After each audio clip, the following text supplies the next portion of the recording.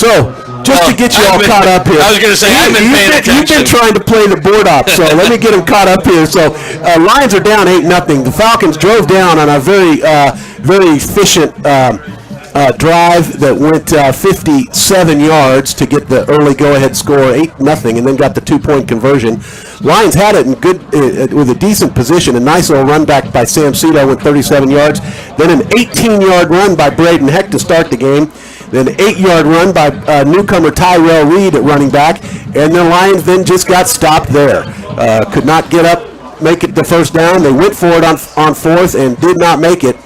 6:58 to play in this first quarter. Lions are down 8-0, and the Falcons just got the ball back. Okay, so your opening game recap is brought to you by Ameritrust Credit Union. Well, Joel Becker was getting us all hooked up on his phone now instead of the station phone. So, Uncle Gary, we've got some work for you to do this week. Well, we'll see how things go. In the meantime, like you said, after the turnover on downs, the Falcons take over 1st and 10 from their own 38. And on the 1st and 10 play, it is an end around as they go on the wide receiver sweep. And the run there from Jordan Allen will take them ahead to about the 41, across the 40. Well, we'll call it the 40. Gain of 2, 2nd down and 8. And Jordan Allen, he's their stud. He's their... you can tell just by looking at right. First team all-big, all-state last year for the Falcons, and he's a D1 prospect, and he is a good player. Well, we have any more of a chance if you're wondering why.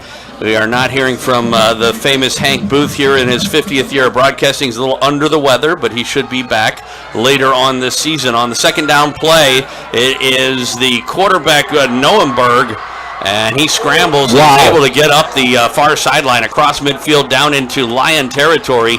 Boy, that was making something out of nothing for the young junior quarterback for the Falcons. And it'll be a 1st and 10 now for Olathe South from the Lion 45. It sure was. And then he kind of barreled down way up to the 45-yard line, but then just ran into a brick wall in Lance Bassett. And I almost thought, I was actually kind of surprised that Nornberg was able to get up on that because Lance Bassett really his head jerked back and he went down hard quick. He did at that. 1st and 10 play from the far hash mark. They come out in a shotgun man in motion, and back to throw. Nuremberg gets a bit of a rush, throws it downfield, and incomplete. I'm not sure who he was looking for. I imagine it was Allen, but he was the only one anywhere near there. But almost picked up by Tate Meyer. Tate Meyer was down there, listed as a defensive end here for the Lions, but he was way deep. Well, it might have been kind of his own blitz where he just sort of backed into coverage, but like I said, that was nowhere. I mean, that was 30 yards from anybody. And he just sort of ran after it because he kind of threw it up in the air. I mean, I know we're looking into the sun, but I don't think that was a problem for... Not for them, but I tell you, Tate sure was disappointed himself. He kind of wanted that ball. He wanted that interception for the Lions. Well, it didn't make any difference as the play came back on a penalty. Looked like it was either a false start or maybe an illegal formation. 1st and 15 now, back to midfield for the Falcons. And big hit in the backfield on the lead give as they handed it off to Max Armstrong and met immediately. Kenton Simmons got through that line and boom! Powered him down for a big 3-yard loss. Kenton Simmons, one of our stud returners this year. Kenton Simmons, Lance Bassett, Kim Allen. You're going to be hearing those guys a lot because they're going to be playing both ways. All those guys are just absolute studs. And Lance Bassett and Kenton Simmons right now with the big hit. Matt Llewellyn channeling John Madden there with the big boom. I wasn't trying. 2nd down and 18 after the loss of 3. Shotgun formation, twins on the left, one man in motion coming through the middle. It's going to be a keeper, Noenberg, and he is caught from behind, pulled down as he got near the original line of scrimmage around the 45. I think they're going to mark him down at the 46 of the Lions. It'll be a gain of 7, but still set up a 3rd and 11 for Olathe South. And Kenton Simmons, again, really quick to get in that backfield, but wasn't able to make contact with the quarterback. The quarterback was a little scared of him that time. I think he saw him coming. He's like, I better get out of here. Down to 4.5 minutes to go, first quarter. Falcons on top of the Lions, 8-0. Their second offensive possession, but they have a 3rd and long here, 3rd and 11. We'll see what the Lions defense can do. From the shotgun again, now trips on the left side, back to throw, throwing near side, big hit, and he bounces off of it, does the receiver Armstrong, but he's forced down and out of bounds on the near sideline, and it's not much of a gain, probably back to the line of scrimmage, 4th and 11. They may be in 4-down territory where they are here, or they may try and play field position and kick it away. Yeah, and Kyle Watson made the big hit that slowed him down a lot, able to let Luke Lewis come up and clean up the garbage. And Luke had a really scary moment on the kickoff of this game. Luke was down for a long, long time. Maybe just got the wind knocked out of him. But it was nerve-wracking to me because Luke's brother was out on the first game last year with an injury that lasted all year long. And you just hated to see his brother. The same thing happened to his brother, but Luke was able to get up and make a big play on that one. Max Armstrong, the ball carrier, slow in getting up, and they help him up, and he runs off the field under his own power. It'll be 4th and 12 as they gave him a loss of a yard back to the 47. Clock stopped with 4:13 left to go first quarter, and the Lions on opening day here are trailing 8-0. And as if it weren't bad enough for us to have connectivity issues, we're also looking into a bright sun, at least for probably the next 5 minutes. Here. And Hank knows all about that because I tell you, he complains about that every year. and it's a challenge. It's challenging the first couple weeks of the year, but after that, it's usually all good. So the quarterback, Neuenberg, also apparently does the punting. He's standing back deep at about his own 39, and they are going to play field position unless they fake it, but I would imagine on 4th and 12 they won't. We'll see what they do here as it's a decent snap, a bit of a rugby-style kick. Didn't get much on it, but it takes a good bounce inside the 10 and goes out of bounds at the 7, and so the Lions will have their work cut out for them when they get going here from the 7-yard line. How about since we didn't give everybody the captain's call at the first, who's this captain's call brought to you by? Merit Trust Credit Union, your local full-service financial institution, helping you do more with your money and make the best financial plays for your future. Visit your local Merit Trust Credit Union branch today, federally insured by NCUA. Captains today, Lance Bassett, Cole Watson, Josh King, and Kenton Simmons. Those names you're going to hear a lot of. Those are our captains today. So 93 yards from pay dirt. The Lions take over for their second offensive possession, standing at about his own 2-yard line. The handoff and a fumble looked like it bounced right back up into him on Tyrell Reed. Yep. And it'll be a second down, and I think he got back to about the line of scrimmage, so let's call it 2nd and 10 from there. And Tyrell coming out now, Braden Heck going in at running back. So Heck will stand at about his 1-yard line to the left of the quarterback, and that is Watson, isn't it? Quarterback Grammer. Oh, Grammer, I'm sorry. Now takes a step back, does Heck into the end zone, gets the handoff left side, bounces off one tackle, gets across the 10, and up to about the 12. It'll be a pretty good pickup on second down, but still set up a third down long, third and about 6 from there. Yeah, they're calling it 5, and I'll tell you, that's what Heck does. Heck comes in, and every time he is absolutely 4 or 5 yards every single time. You can always count on that from Braden. Yeah, we'll call it 3rd and 5. The ball at the 12, they need the 17. They come out with trips on the right side. Nobody on the left, and we get whistles. Are they calling a timeout? I think that Lawrence may burn a timeout here. With 2:49 left to go in the first quarter, their first timeout of the half, as they want to figure out what to do, because I don't think they want to kick the ball right back to the Falcons right now, if they can help it. No, they don't. So, well, this will give us a chance because, like I said, one of the things that I wanted to do getting started with this game, if we had started on time, was give a shout out to poor Hank, as we are in the newly christened Hank booth here at Lawrence High in the press box, and you're sitting in the now famous Hank Booth chair. The Hank Booth chair that is very, very comfortable, Hank. I hope you're listening to me and you hear me swivel around and lean back. I mean, it is comfy leather. It's got your name on it. It's got the Lion insignia on it.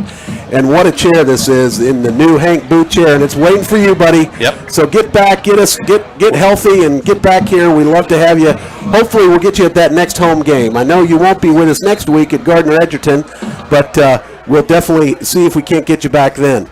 There are a lot of plans for you here. These Lawrence High kids want to talk to the legend. 50 years broadcasting for 1320 Lawrence High School football. Yeah, it's amazing. So, yeah, this was our attempt to tell you to suck it up and get back out here. That's right. That's right. So, no, he's been actually feeling it for a few days now after getting the old Rona and then trying to recover from it. So we wish him the best, hope that he can get well soon and get back to according to the record. So on 3rd down and 5, man in motion and a give on the end around, a little bit of a short jet sweep. It's going to be good for a first down as Sam Cito gets the call and gets the first down. He needed 5, got about 9 or so, maybe 9 or 10. And that was a great bit of teamwork there. Sam Cito absolutely followed Braden Heck. Braden Heck threw some great blocks downfield, and Sam was able to really make the most of that for a nice little 9-yard pickup. So 1st and 10 from their own 20. Clock down to 2.5 minutes to go in the first quarter. Lions trailing 8-0. Second offensive possession. From a pistol formation, man in motion. And it is a give. Heck, and he finds a big hole on the left side. Sidesteps and gets across the 30 to the 31. It'll be a pickup of 11 on 1st and 10. And that's the kind of runs we like to see from Heck. Moves the chains.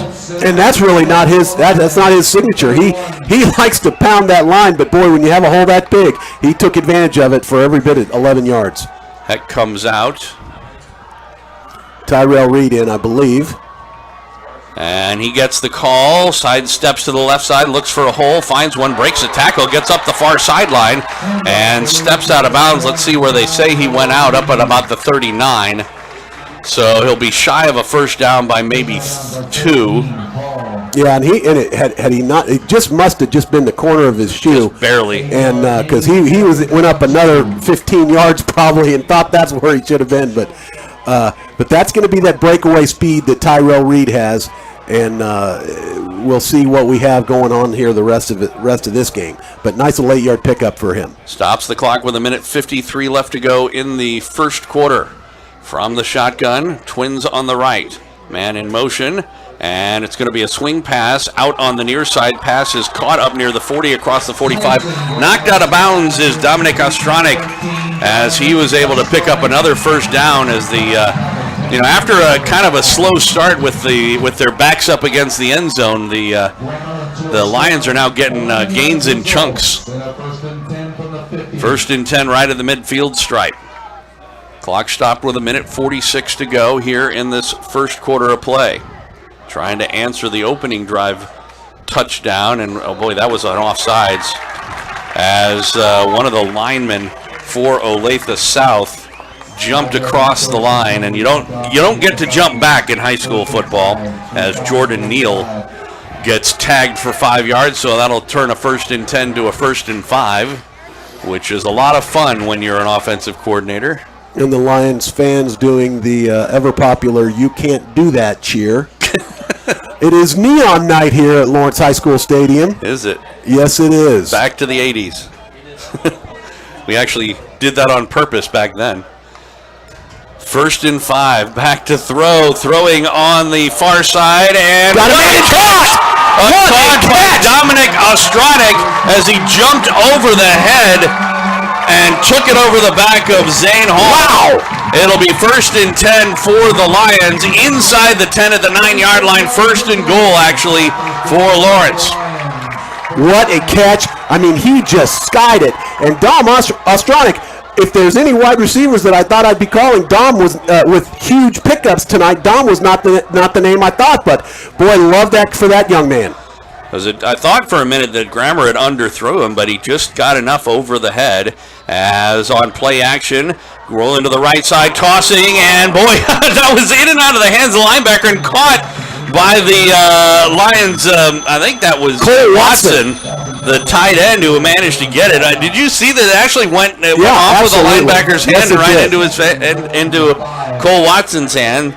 It'll be a gain of 4, 2nd and 5. Lions moving quickly here. Grammer and a handoff. It goes up the middle. And off right tackle will get inside the 5 down to the 3. Pick a 2 for Tyrell Reed. Tyrell Reed on the carry. I'm missing him too, by the way, off of this roster, in case you were wondering. Gotcha. So it will be 3rd and goal. Ball's on about the 3. There's 30 seconds left to go in the quarter. They will have to run a play. Blackhawks down to about 15. Grammer from the pistol. Twins on the left with the H-back there. He's back to throw, throwing toward the corner of the end zone, and it is incomplete. In and out of the hands. It was another situation where it hit a defensive back. It was Ostronic again as the intended receiver, and it went off of the defensive back into, it was Carter Bohm, who was on the coverage. And what ended up happening. For the Jayhawks, Lions, and Firebirds is FM 1017. Are we live? Or did we lose We must have lost it for a second. Depend on it.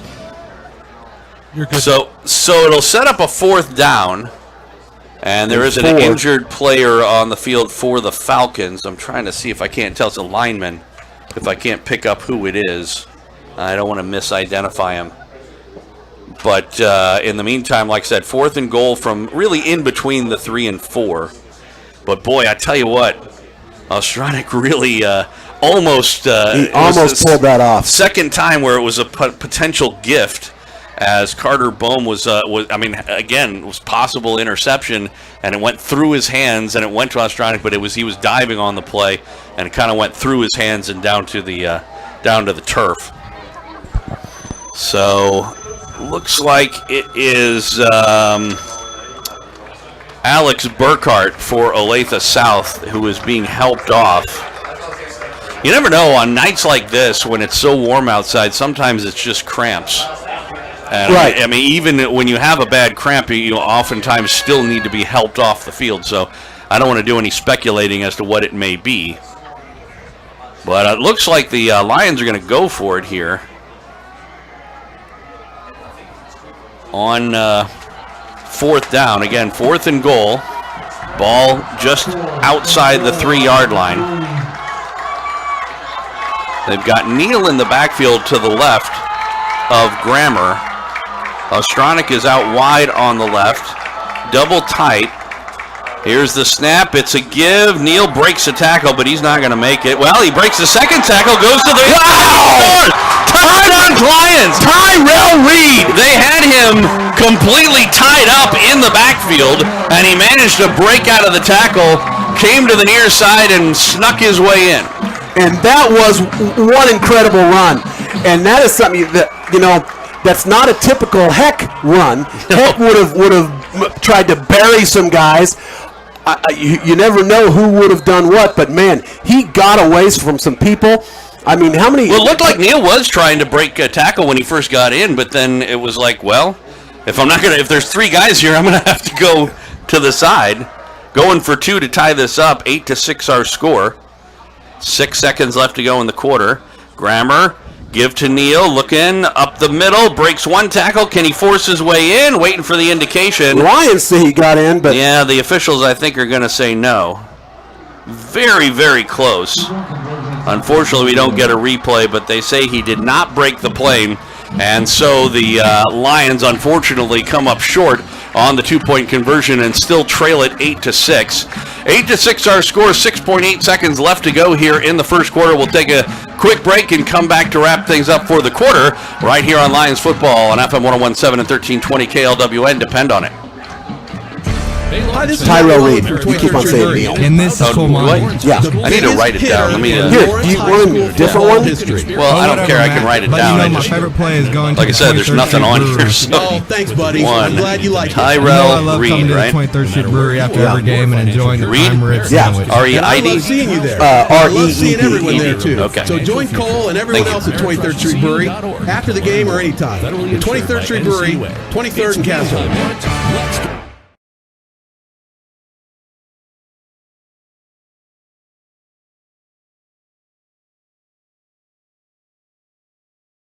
long ones or we'll miss stuff. Cole. Years of experience. Yeah, my bad. Free assessments and local experts to help you from start to finish. Call Rainbow Restoration to solve your home disaster at 785-371-2400 and get your phone call answered by a real human instead of an answering service. Your home for the Jayhawks, Lions, and Firebirds is FM 1017 and 1320 KLWN. Tip $10. Welcome back out to Lawrence High. Joel Becker along with Matt Llewellyn here from the Hank booth.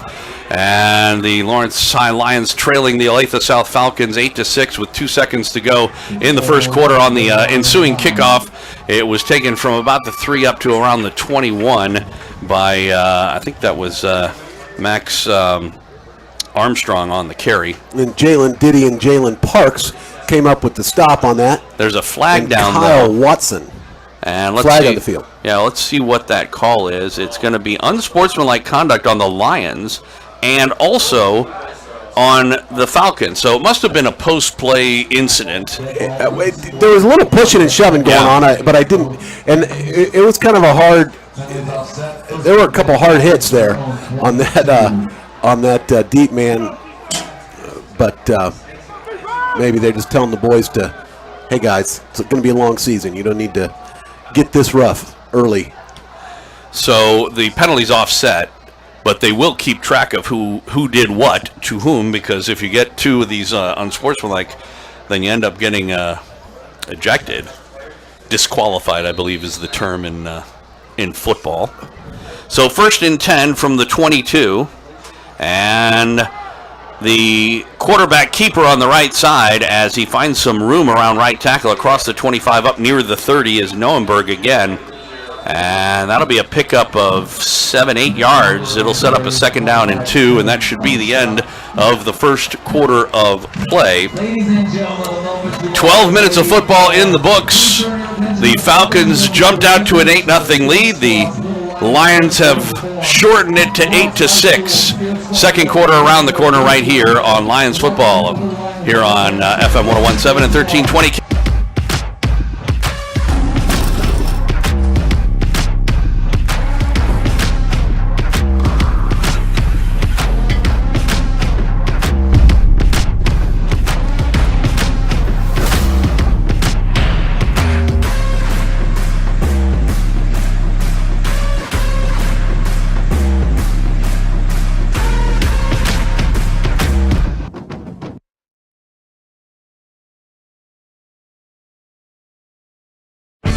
Hi, this is Matt Llewellyn from 23rd Street Brewery. And this is Cole Mondi. The biggest hitter in Lawrence High School football history. Oh, whatever, Matt. But you know, my favorite play is going to the 23rd Street Brewery. Oh, thanks, buddy. I'm glad you like it. You know I love coming to the 23rd Street.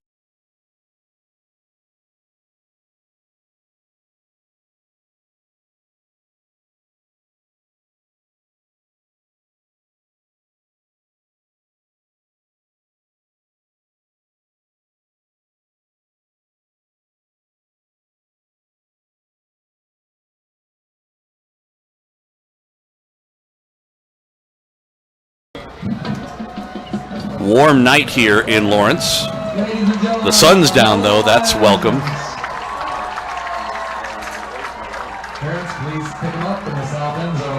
So what do you think so far? Impressions of the first quarter? Let me see after this 2nd down play right here. All right, Noenberg on the option, and he keeps it himself, gets a 1st down, spins out of 1 tackle, finally is taken down up near the 40-yard line. He'll be about a yard shy near the 39. It'll be 1st and 10 for the Falcons from there. This junior quarterback, Bryce Noenberg, has been able to make some chunks of yardage while running the football against the Lions defense. Yeah, and you know the Lions offensively, they've got the run down game. They've made a couple nice little passes, but really wasn't able to close it with authority.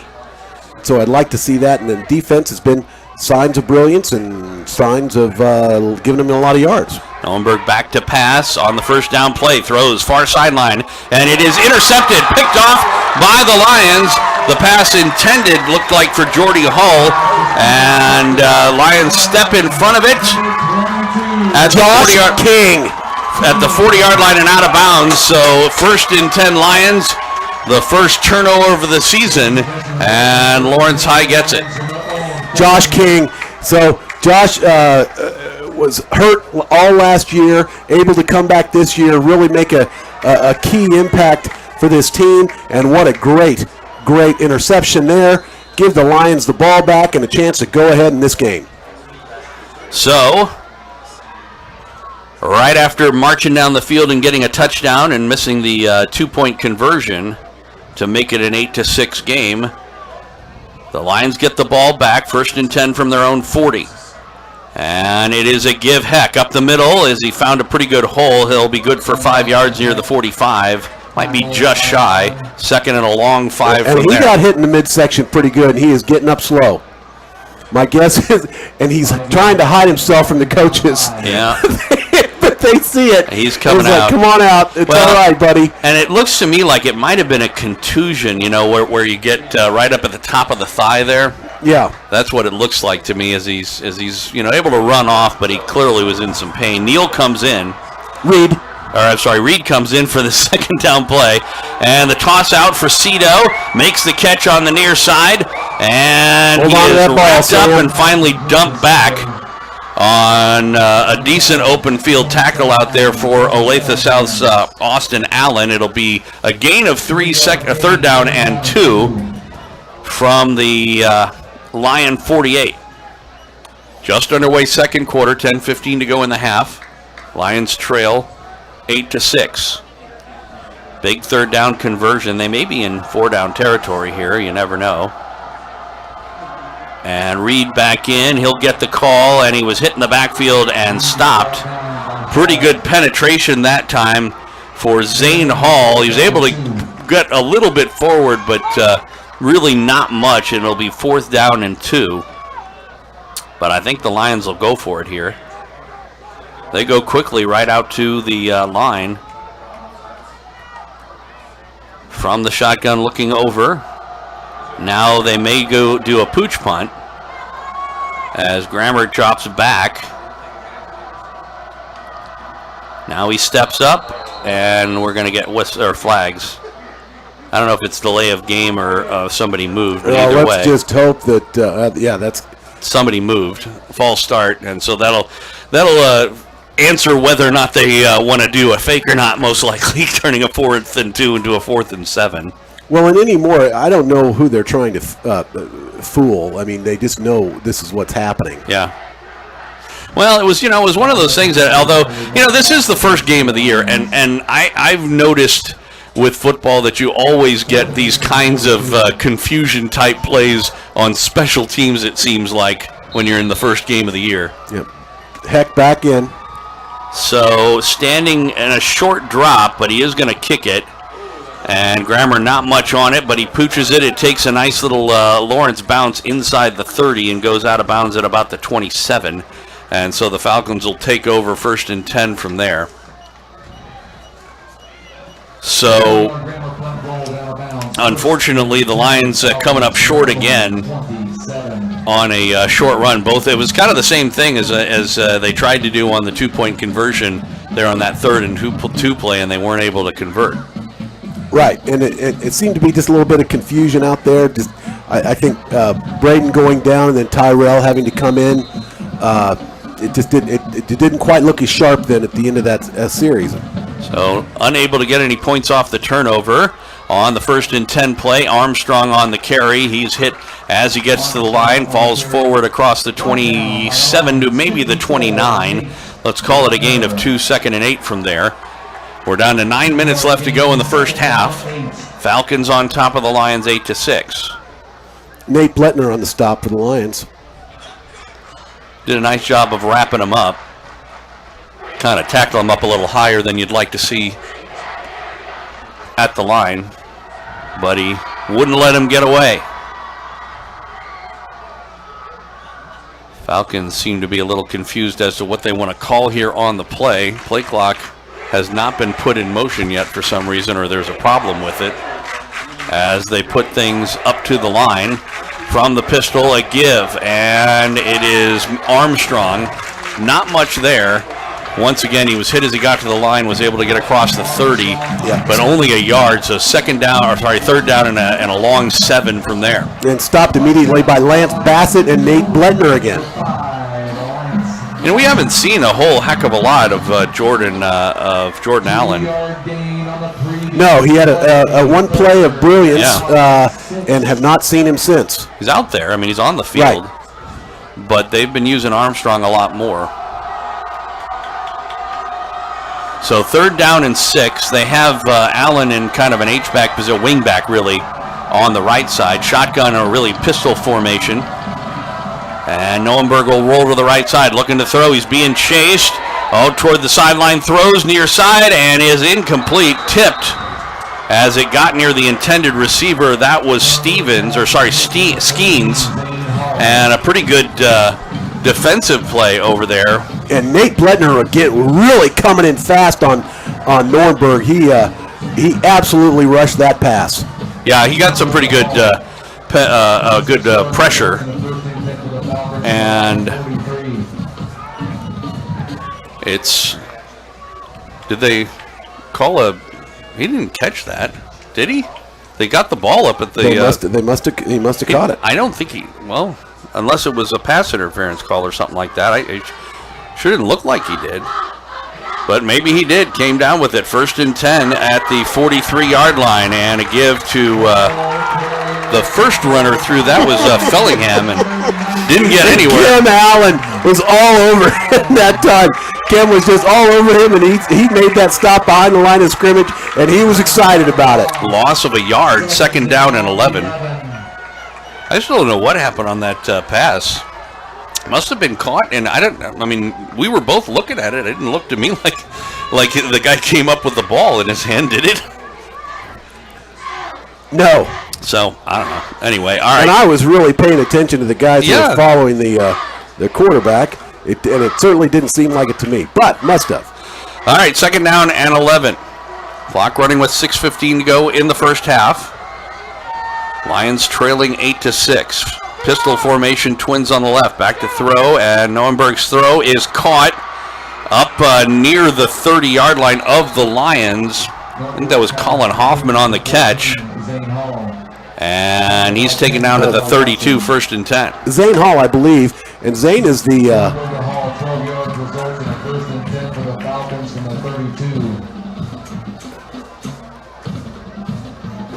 is one of the studs for Olathe South.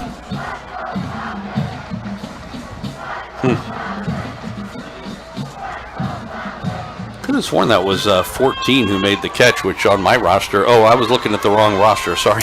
Yeah, that's okay. Zane Hall. That's okay. So 1st and 10 from the 32-yard line. Man in motion, back to throw. Noenberg. They're trying to set up a screen, throw it over the middle. It is caught by Allen, but he has nowhere to go. And I tell you what, that might have almost been an ill-advised throw. Noenberg might have been better off just throwing that at his feet, because he was taking a chance when he tried to lob it over the line there. Oh yeah, he absolutely was, and he was getting rushed hard there by Jaden Brittingham. Was coming in and wanted every bit of him. Yeah. So I mean, they let him through because they were trying to set up a screen, but because of that, it sets up a 2nd and 11 on a loss of a yard on the screenplay. Pistol formation, H-back to the right, and it is a give. And we got flags down, but a great stick in the backfield on the carry by Fellingham. And Lance Bassett and Kenton Simmons in on that tackle, and that he made that running back pay. But let's see what the call is. Yeah, I think it's going to be like a formation call on the Falcons, and they're probably going to decline it, but it's hard to say because the fact they didn't go for the extra point would suggest to me they don't have much of a kicker. Right. And so I don't think that we have to worry about field goals here. It is a chop block, it looks like. The call is against Olathe South, and so I think they are going to take it. That's like a 15-yard penalty, isn't it? Yeah. And that makes sense because I tell you, Kenton Simmons and and Lance Bassett were through there they were through there quick. And so I saw Olathe South guys kind of flying at him, but did not see where or what exactly that flag was. But we found out now it's a chop block on South. Puts it all the way back to the 49-yard line of the Lions, so just across midfield, second and 27. Country mile here for the Falcons. We'll see what the Lions defense can do. They already have one interception. You've got Twins on the right now. The man in motion from right to left is Hall. Play action, rolling right side. Neuenberg has plenty of time. He's got room to run, does decide to run. He'll head for the sideline and go out of bounds at about the 40. It'll be a pickup of nearly 10 on the play, but of course they had 27 to go, so it's going to set up a 3rd down and 17 from there. Forced out by Luke Lewis and Tony Jacobson. Stops the clock with 4:38 left to go in the first half. Lions trailing 8-6. Each team has 2 timeouts left. 3rd and 17. Obviously, they were playing a bit of a spread defense on that last one, allowing Neuenberg to go ahead and run.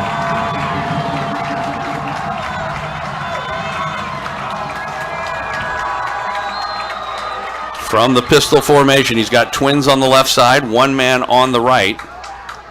Looks toward the sideline for the play. And they stopped delay of game. Yeah. Flag came out, 5 yards, so 3rd and 17 becomes 3rd and 22. Now, if they don't make it, the good news is that'll make it easier to punt.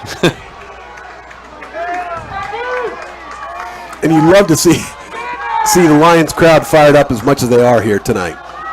Again, they had Twins on the left. Now they move to a bit of a tighter formation. Still a little confusion. Again, opening week for both teams. They go to H-backs on either side. And it is a give up the middle. Hit Nothing doing. Helmet off. Be careful, boys. Yep, that was once again Fellingham on the carry, and he didn't even get back to the line of scrimmage. It was one of the Lions who lost his helmet. Lance Bassett, Lance again was just through that line like a bull in a china closet and was able to hit them behind the line of scrimmage. Just a great play by Lance. And then there was another line through there, but I didn't quite see what that number was. But my goodness, Lance was just all over him. They really could have called Neuenberg for illegal motion on that because he was really moving forward as he took the snap, but they didn't call it, and it's a punting situation. So standing back at his own 41 is Fellingham, and boy, he took a while to get it away, but he did, and it takes a bounce. No! Goes off of a Lions player. It is a loose ball. Who got it? Falcons say they do. We're waiting for the indication from the officials. The ball's at about the 1 yard line, and it's going to be, we're still waiting. The Falcons sure think they got it, but they haven't made an official designation. There is I think they may be discussing where the ball was. It is definitely a Falcons player who came away with it at the 1 yard line, which was Skeens. And it's going to be placed there at the 1, and I'm assuming. It'll be Olathe the ball. We're waiting to see for sure. Yep, first down for the Falcons at the Lions 1 yard line. Big mistake as it turns out. Big mistake. The deep man for the Lions should have just let it go, and he didn't. Well, it took a bounce, toward the end zone, and he was worried about obviously having really bad field position. And he thought that he could just field it on the bounce, but as that usually does not go well. No. It didn't go well for the Lions on that. We've got an injured Falcon player on the far side. Must have happened during the punt. The injury report brought to you by the Advent Health Medical Group Primary Care at Lawrence. Whether you need a physical, ongoing care for a chronic condition or anything in between, the Advent Health Lawrence team will take great care of you. To learn more or schedule an appointment, visit adventhealthkc.com/Lawrence. So walking very, very unfortunate play for the Lions. At 1 yard line, the defense has their work cut out for them now. Only 1 yard for South to get into the end zone. That was just a very, very costly mistake. Yep. First turnover of the season for the Lions, as it turns out, a muffed punt. Second for the game, an interception earlier. Yeah, the Lawrence Josh, got that Josh one. King. Yeah.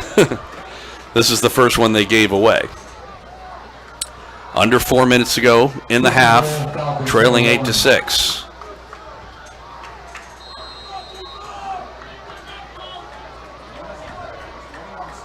So the Falcons come out. Norenberg with Fettingham behind him in the pistol. And he's got twins on the left. And they fake it to Fettingham. And again, knocked back in the backfield, all the way back at the 5-yard line. Great penetration by the Lions line. Lance Bassett again. And Kenton Simmons again. Those two are having a game. They are not letting anything happen, and that knocked him back 4 yards, right, Joel? Yeah, well, 3. They gave him the 4-yard line on his forward progress, or about the 4.5. So to be second and goal from there. Clock running now with under 3.5 minutes to go in the half. We'll see if they decide. That was one of those read option plays for the quarterback. He had the option to either hand it off to Fettingham or to carry it himself, and in retrospect, he may have made the wrong decision. May have. However, Fettingham was manhandled. Yeah, He wouldn't have gotten anything either, but he might not have gotten knocked back for a 4-yard loss. Right. So they're going to call timeout the Falcons and discuss what they want to do. It's their second timeout of the half, so they have 1 left. The Lions have 2, 3:06 left to go. And Olathe South on top, 8-6.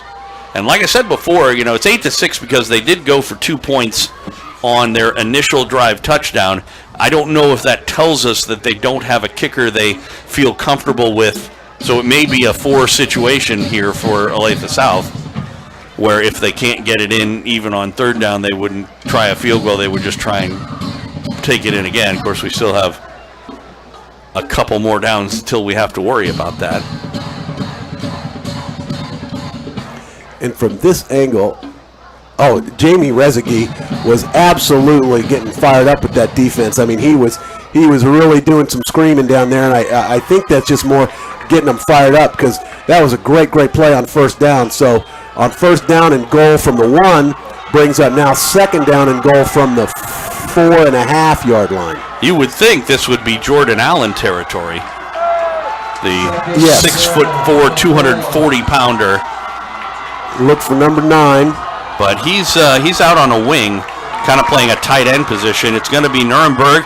He breaks the tackle, getting out to the inside, into the end zone. Touchdown. Touchdown Falcons, as the quarterback, Bryce Nuremberg, was able to just keep it himself. Broke a couple of tackles on the way in. Never got stuck really that hard, though, and was able to find the corner of the end zone to make it 14-6 with the extra point to come. And Kenton Simmons was doing a little pleading with the referee to try to say, hey, no, I don't think you got in, but that didn't quite work. No. So, looks like they may go for the kick here, because they are bringing the kicking unit out. Cooper Hodap for the extra point out of the hold of Nuremberg, the quarterback. Making sure they got enough players out there. The play clock is down to 13. In formation. And snap back, ball down. Kick up, high, long, and it is good. 3 minutes, 1 second left to go in the first half.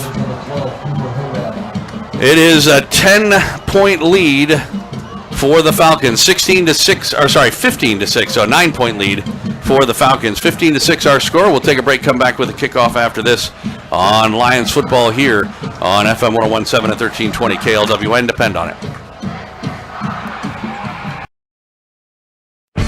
Hi, this is Matt Llewellyn from 23rd Street Brewery. And this is Cole Mondi. The biggest hitter in Lawrence High School football history. Oh, whatever, Matt. But my favorite play is going to the 23rd Street Brewery. Oh, thanks, buddy. I'm glad you like it. I love coming to the 23rd Street Brewery after every game and enjoying the prime rib sandwich. And I love seeing you there. But I love seeing everyone there, too. So join Cole and everyone else at 23rd Street Brewery after the game or anytime. The 23rd Street Brewery, 23rd and Castle.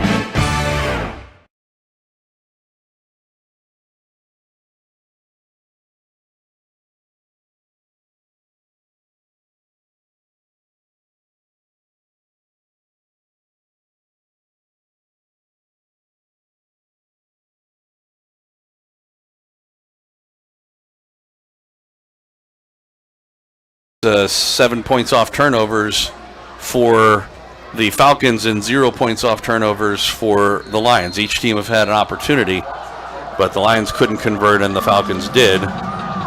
Kickoff. Short is taken at about the 10-yard line, far sideline, and Tyrell Reed. He's got some running room, but down the far sideline, could make it all the way to the 30, 25, 20, 15, 10, 5, touchdown Lions. Sign that boy up. Sign that boy up. A little bit of a stutter step as he got going. He kind of... So that's what the hype is about, Tyrell Reed. That's what the hype is about. This kid's coming in to transfer, questioning whether or not he could even play tonight. Comes in, gets the ball at the 11. About the 11-yard line, and takes it all the way to the house. And man, he just put on the afterburners. He missed a couple guys, and then put on those afterburners, and he was gone. Well, it was one of those things. Like I said, he got moving, and then he kind of slowed down. But once he got back going again, nobody touched him. 89 yards, no flags. And the Lions trying to figure out what they want to do here, trailing by 3 points.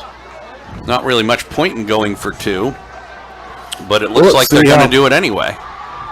So the offense out, Heck, and they fake it to him, throw it corner of the end zone, incomplete. How about a flag? Nope. No there flag. was contact, but no flag.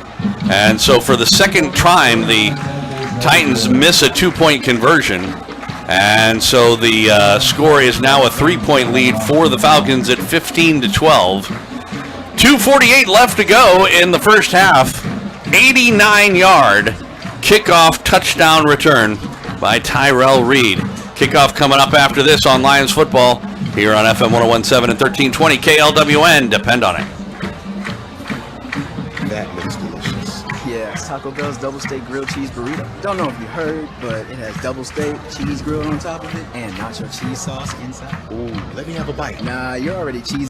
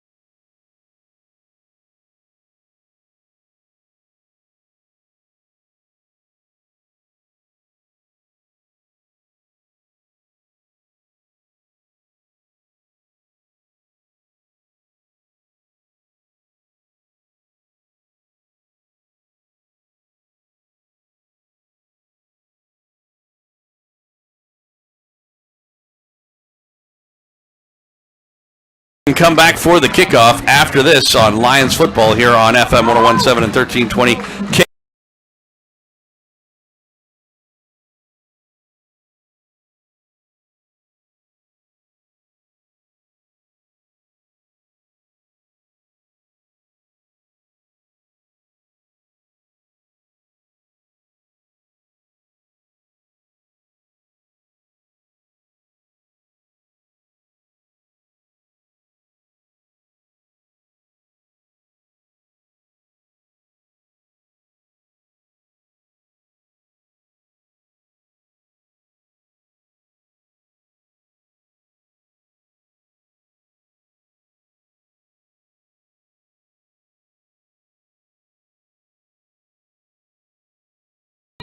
Lions now for the first time this season on top, 18-15 over the Olathe South Falcons. The kickoff is going to bounce and is fielded on a bounce at about the 18-yard line, across the 25, maybe near the 26, and the Falcons will take over there with 2.5 minutes left to go in the first half. What's this kicking situation for the Lions? Well, so I had not really heard. I hadn't really talked to Clint about it just because we've had such a great kicker for ever since I've been here, and but listed on it on the depth chart is Andre Liffert, a sophomore kicker, 161 pounds, 5'10", but actually Noah Richardson has done all the kicking for the Lions tonight. Another sophomore, a little bit bigger than Andre, but let's see what happens with Noah. He's been doing it all night long. He tried that extra point, didn't quite work out, but that wasn't his fault though. It was a low right, snap. Absolutely. Norenberg keeps it himself, breaks the tackle, cuts up the middle, gets across the 35, breaks another tackle across the 40, then he's double teamed and knocked back as he gets up near the 30 or 42. It'll be a pickup of about 15 on the 1st and 10 play. 1st and 10 again for the Falcons.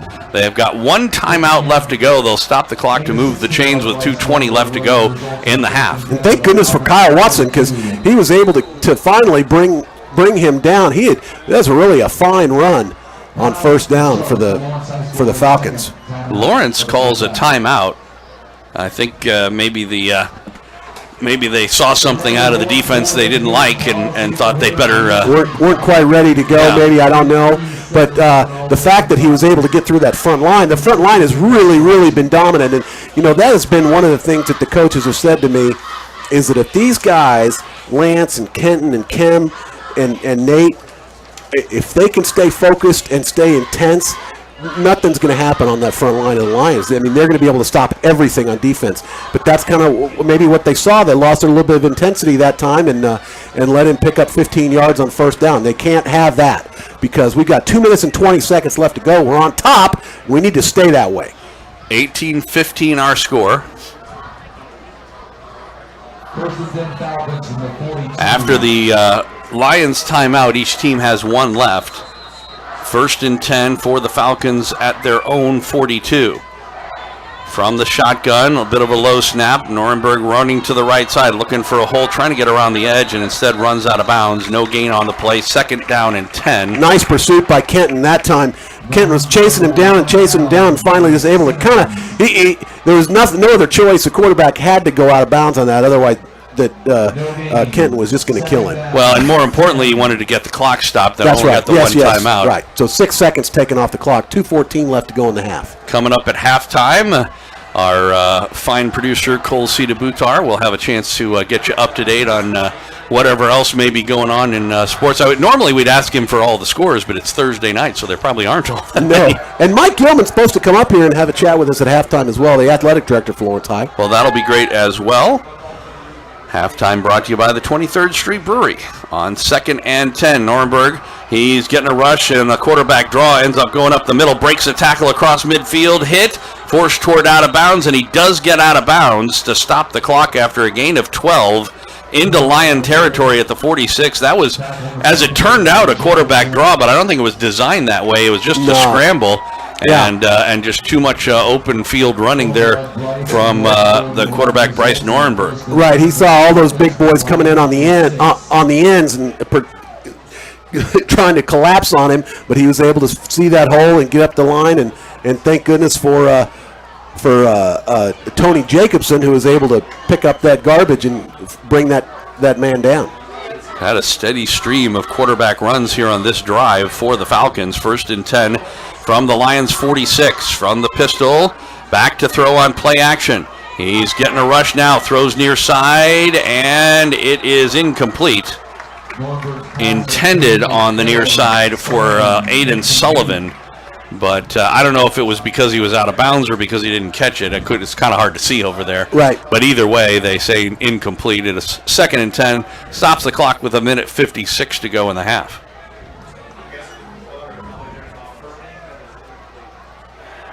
So 2nd down and 10 for the Falcons.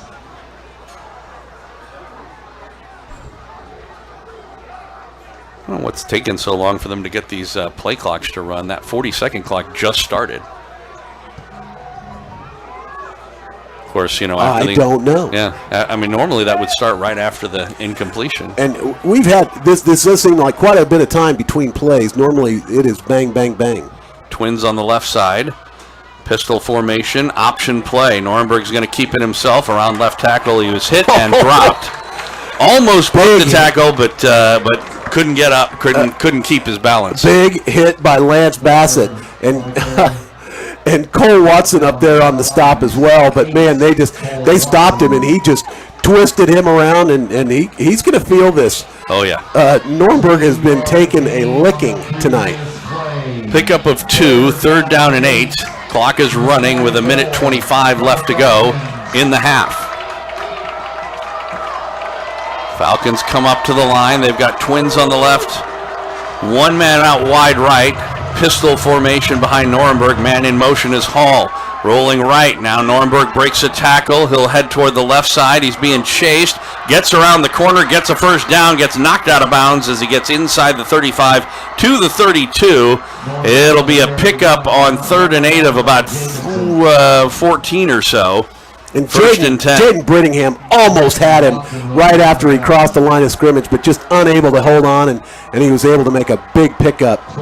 Yeah, Bryce Norrenberg has really kept the Falcons in this game. Absolutely has. 1st and 10 from the Lion 32. So only once so far in the first half have I messed up and called them the Titans. I knew that was going to happen at some point. Well, I've been calling Titan football for 18 years, I think. That's right. Yeah. That's your go-to.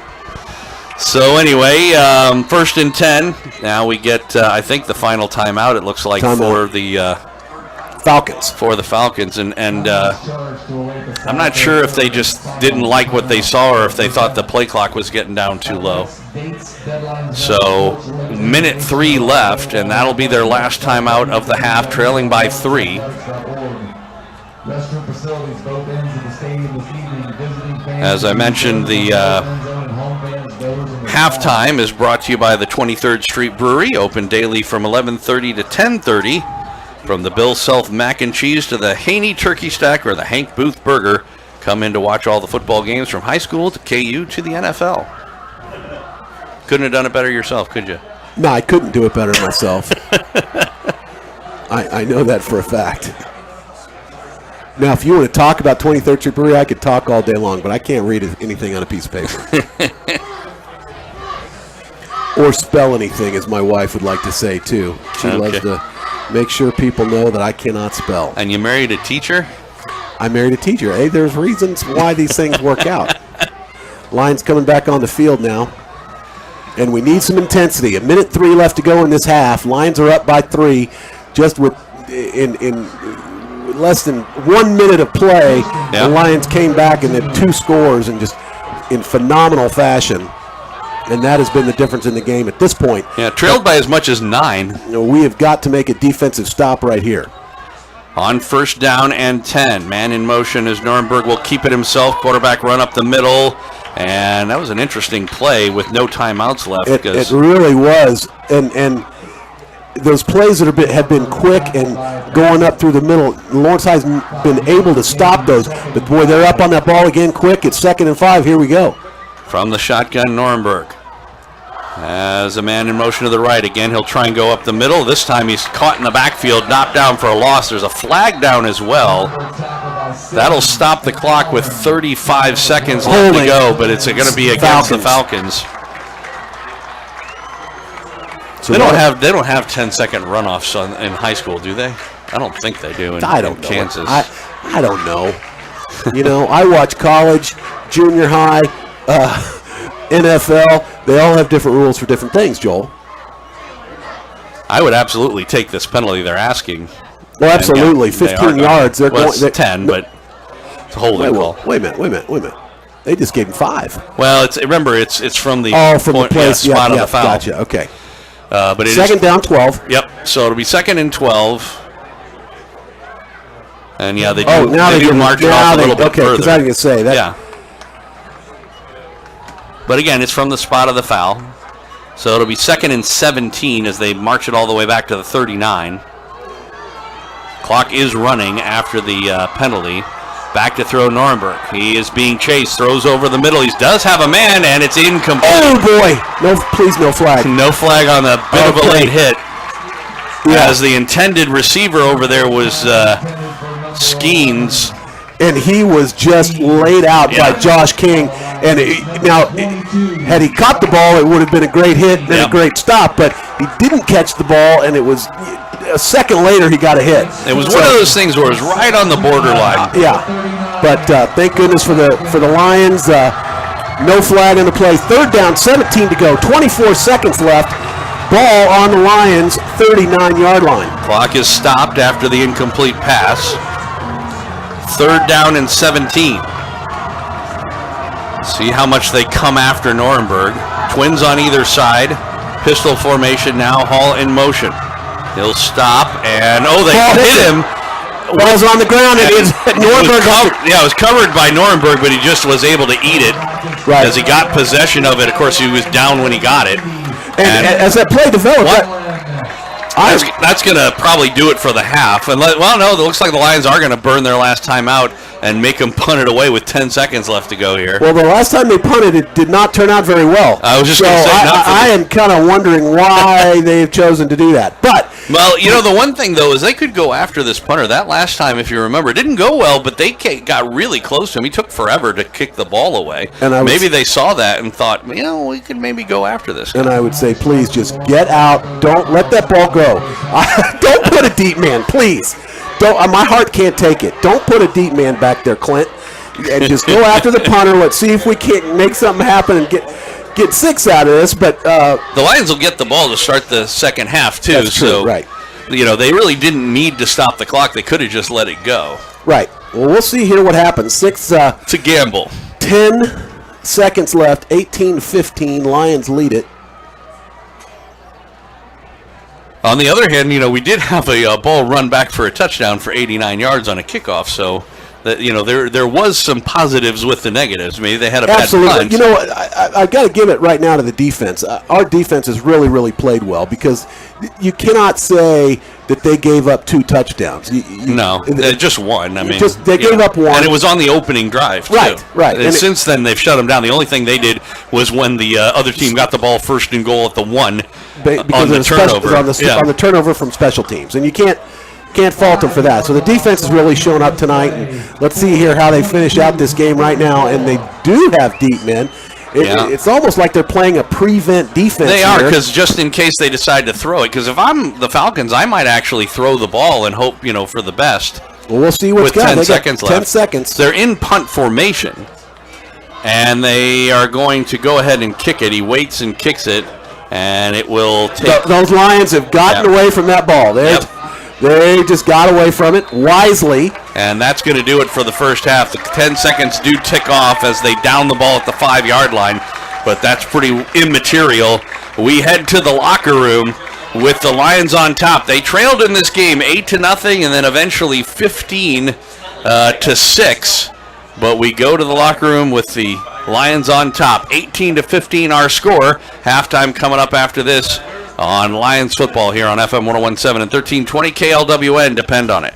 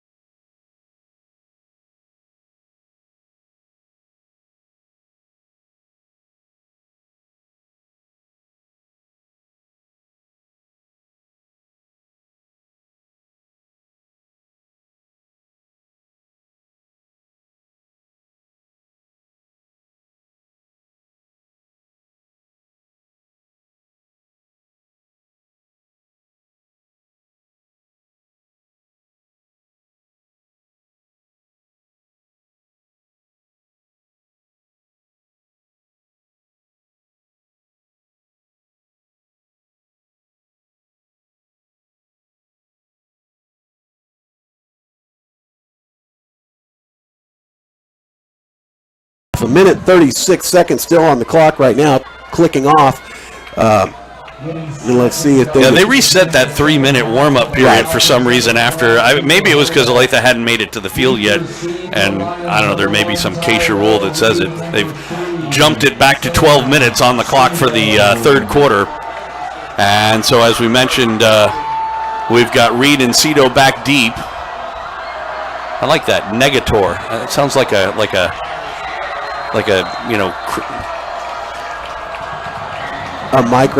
arch villain or something. Bounce, it comes to Reed, and he fields it on a bounce at about the 10. Stutter steps a couple times, gets to the 20, and he's swarmed there. Knocked down at about the 21-yard line, so not exactly 89 yards. That's really going to kill his average, Yeah. About a 10-yard return, 11 yards. So he's got a 40-yard average tonight. And it'll be 1st and 10 for the Lions. And like I said, we had all of that stuff that happened toward the end of the half. Because, that all that we talked about was within about 30 seconds with 3 minutes to go in the half. And so we haven't really seen offenses out there with plenty of time to deal with for a while now. But let's see what this offense has. We'll see what they do. Grammer out there in the pistol formation to start things off. Twins on the left side. Braden Heck is at running back. Man in motion, and it is a give to Heck right up the middle. He's got a big hole. He was hit and spun down as he gets to the 25. It'll be a pickup of 4, 2nd and 6 from there. Spun down by 9, Jordan Allen. You say that would put Heck probably over 50 yards for the night at this point. On 2nd and 10, or 2nd and 6, excuse me. This time from the standard shotgun, and again it's a give to Heck, trying the right side, off right tackle, breaks the tackle, gets across the 30, across the 35, up near the 37, as Braden Heck this time was able to follow some good blocking across. There was an H-back on that right tackle area, and that helped spring him forward for a move in the chains. And call it about 11-yard run by Braden that time, and he comes out of the game, and Tyrell comes in. So 1st and 10 for the Lions, opening drive here in the third quarter, leading 18-15 over the Falcons from Olathe South. Back to throw. Grammer looking with time, throwing. He's looking for Tyrell. He's got it! And down the far sideline to the 20, to the 15, 10, hit down to the end zone, out of bounds at the 1-yard line. They're going to mark him out at the 2. Actually, they're going to mark him out at the 5. But Tyrell Reed with a great throw there from Grammer. Tyson Grammer really led him right in stride. That will go for, about 60 yards? 61 yards. Yep. And it'll be 1st and goal for the Titans. They finally marked him out of bounds at the 6. Working quickly, Grammer will give it to Heck up the middle, and he gets inside the 5 down to about the 2 before he's met off left tackle and knocked down for a 2nd and goal play. And those yards this is where it's tough to get those yards down here. Trying to work quickly. Heck in the pistol formation to the left of Grammer. He's going to get the call. Tries the left side. Touchdown! Touchdown, Lions! Braden Heck from about 2 yards. Let's call it 3 yards out. What a play! And you know what? That's what he's good at. If they're bulking up, he can just bull his way in there, and that's exactly what he did. He bulled his way into the end zone that time. Titans have yet to convert an extra point this year. You mean the Lions? Lions, sorry. Once a half at least. Okay, that's all right. You won't do it again. So they are not going to kick. They're going to go for 2. 24-15, 9-point lead. Trying to make it 11. And it is a toss sweep. And got it. Conversion is good. Sam Cito with the nice sweep around, and it just came up to the near side and into that end zone. Nice job by Sam. Nice pickup. 2 more points. 11-point lead for the Lions. 10:20 to go in this third quarter. 26-15 our score. The score happening in less than 2 minutes. 1:40 gone in the third quarter. We'll be back with the kickoff after this on Lions football here on FM 101.7. Hi, this is Matt Llewellyn from 23rd Street Brewery, And this is Cole Mondi. the biggest hitter in Lawrence High School football history. Oh, whatever, Matt. But you know, my favorite play is going to the 23rd Street Brewery. Oh, thanks, buddy. I'm glad you like it. You know I love coming to the 23rd Street Brewery after every game and enjoying the prime rib sandwich. And I love seeing you there, but I love seeing everyone there too. So join Cole and everyone else at 23rd Street Brewery after the game or anytime. The 23rd Street Brewery, 23rd and Castle.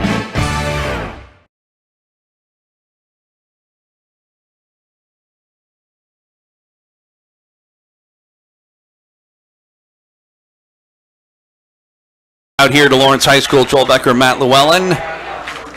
Lawrence Lions, Olathe South Falcons. Lions on top, 26-15 our score. Kickoff this time will be high and short at about the 15 on the far hash marks. Across the 20-30 with some pretty good running room up near midfield. Really good run back that time by Alexander, or Armstrong, excuse me, Max Armstrong. And he really got himself a good field position for the Falcons on their first possession here in the second half. Yeah, and really got tripped up. Dom Ostronic got the probably credit for the tackle, but he really was kind of just tripped up by just a bunch of men. But great run back for the Falcons. That's going to put them in great field position in their own 48-yard line. So 52 yards before they get to the touchdown marker for the Falcons. So it ended up being a 79-yard scoring drive for the Lions. Yeah, on what? About 3 plays, 3-4 plays.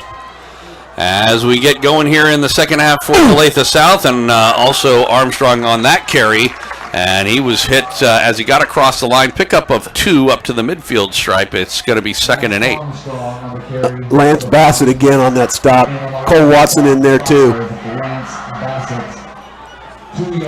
So 2nd and 8, just underway here, third quarter. We've got a hobbling Lion coming out now.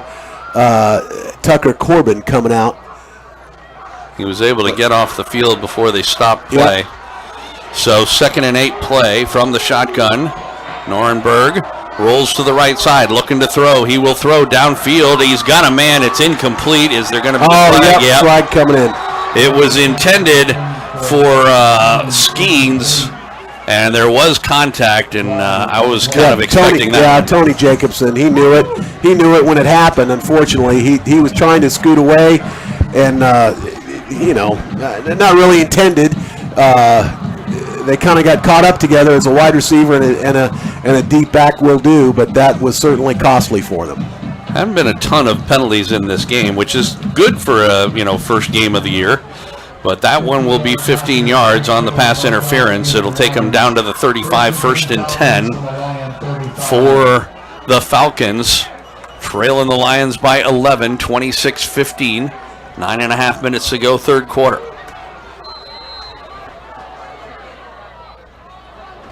Norenberg on the option. He will keep it himself and gets hit and tackled as he gets across the line of scrimmage inside the 35 to about the 33. They've run that option a few times. I don't think he's tossed the ball once. Yeah, and you know what? The thing of it is, it's right over Lance Bassett. Now, they are double teaming Lance, and they're doing whatever they can to try to stop that man. But he is hard drink of water to bring down. I was wondering if we were going to see more of Jordan Allen here in this second half, but not so far for the Falcons. They gave it to him on one play, but no, he has not been as nearly as big of a factor as we thought he would be. Playing mostly a tight end position. Norenberg on the keeper, and he gets up to the 30, pickup of 4. They'll give him the 29, it looks like, and set up a third down and about 4 from there. Yeah, and you would think that they would be coming over here to this near side away from Lance Bassett more, but they keep on kind of challenging Lance Bassett, and for the most part, Lance has lived up to the challenge.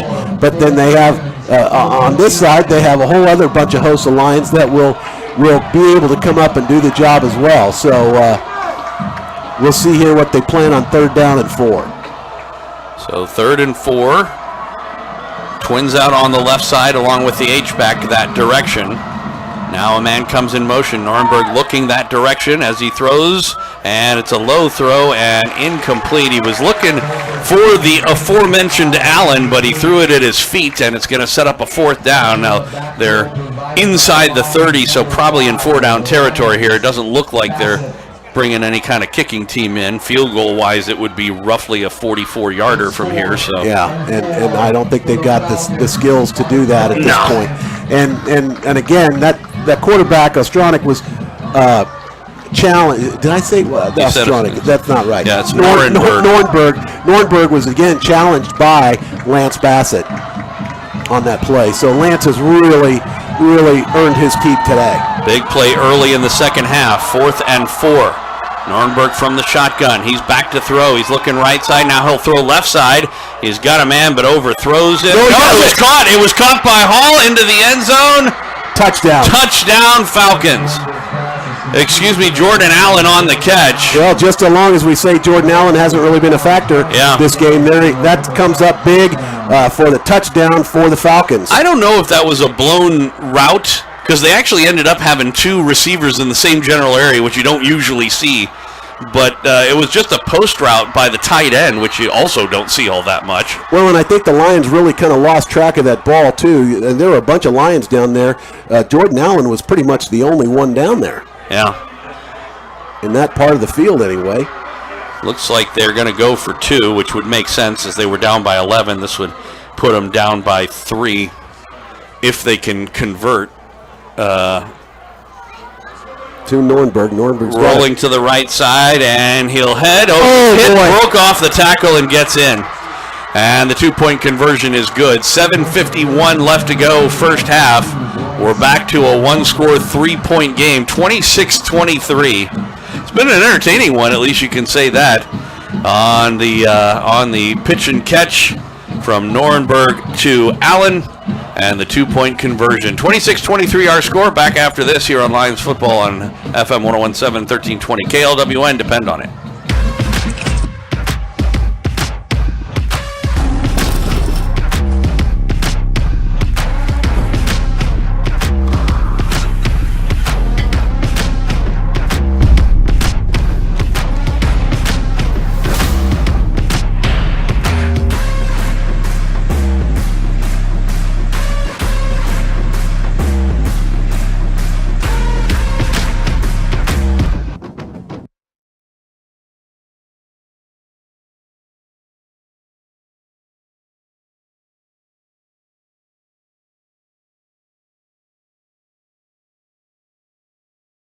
Because things just keep going back and forth. Both teams scoring on their opening drive of the second half. And Lions maintain the lead by 3 points, 26-23 our score, just under 8 minutes to go in the third quarter of play. We'll see whether or not they try and keep it away from Tyrell Reed. They didn't the last time. No, they didn't. They kicked it right to him on a bounce, so he was only able to get up 10 yards. So let's see what happens on this one. So it is Cooper Hodap to approach toward the left hash mark, and he kicks it high, end over end and short. So Tyrell again. Tyrell Bobble got it. And up to the 20-yard line. He breaks the tackle, gets across the 25, and hit and taken down about the 28. Pretty good return of maybe 18 yards. Yeah, and it really kind of looked like he just had a couple other people to get through, and he might have broken another one, but nice little hard-fought run there by Tyrell. Yeah. Well, the thing is the way these kickers are kicking with these high, short kicks, there's not usually a whole lot of room. Normally when that happens, it's more of a coverage kick than anything else, and so it was amazing he was able to do what he did on the 89-yard kickoff return. And again, Braden getting the call here. So at least running back position. Yeah, at least to start the drive. Yep. And you would think that maybe the way this is going, we'll just see here how this drive goes. Twins on the left. H-back steps up to the line from the shotgun.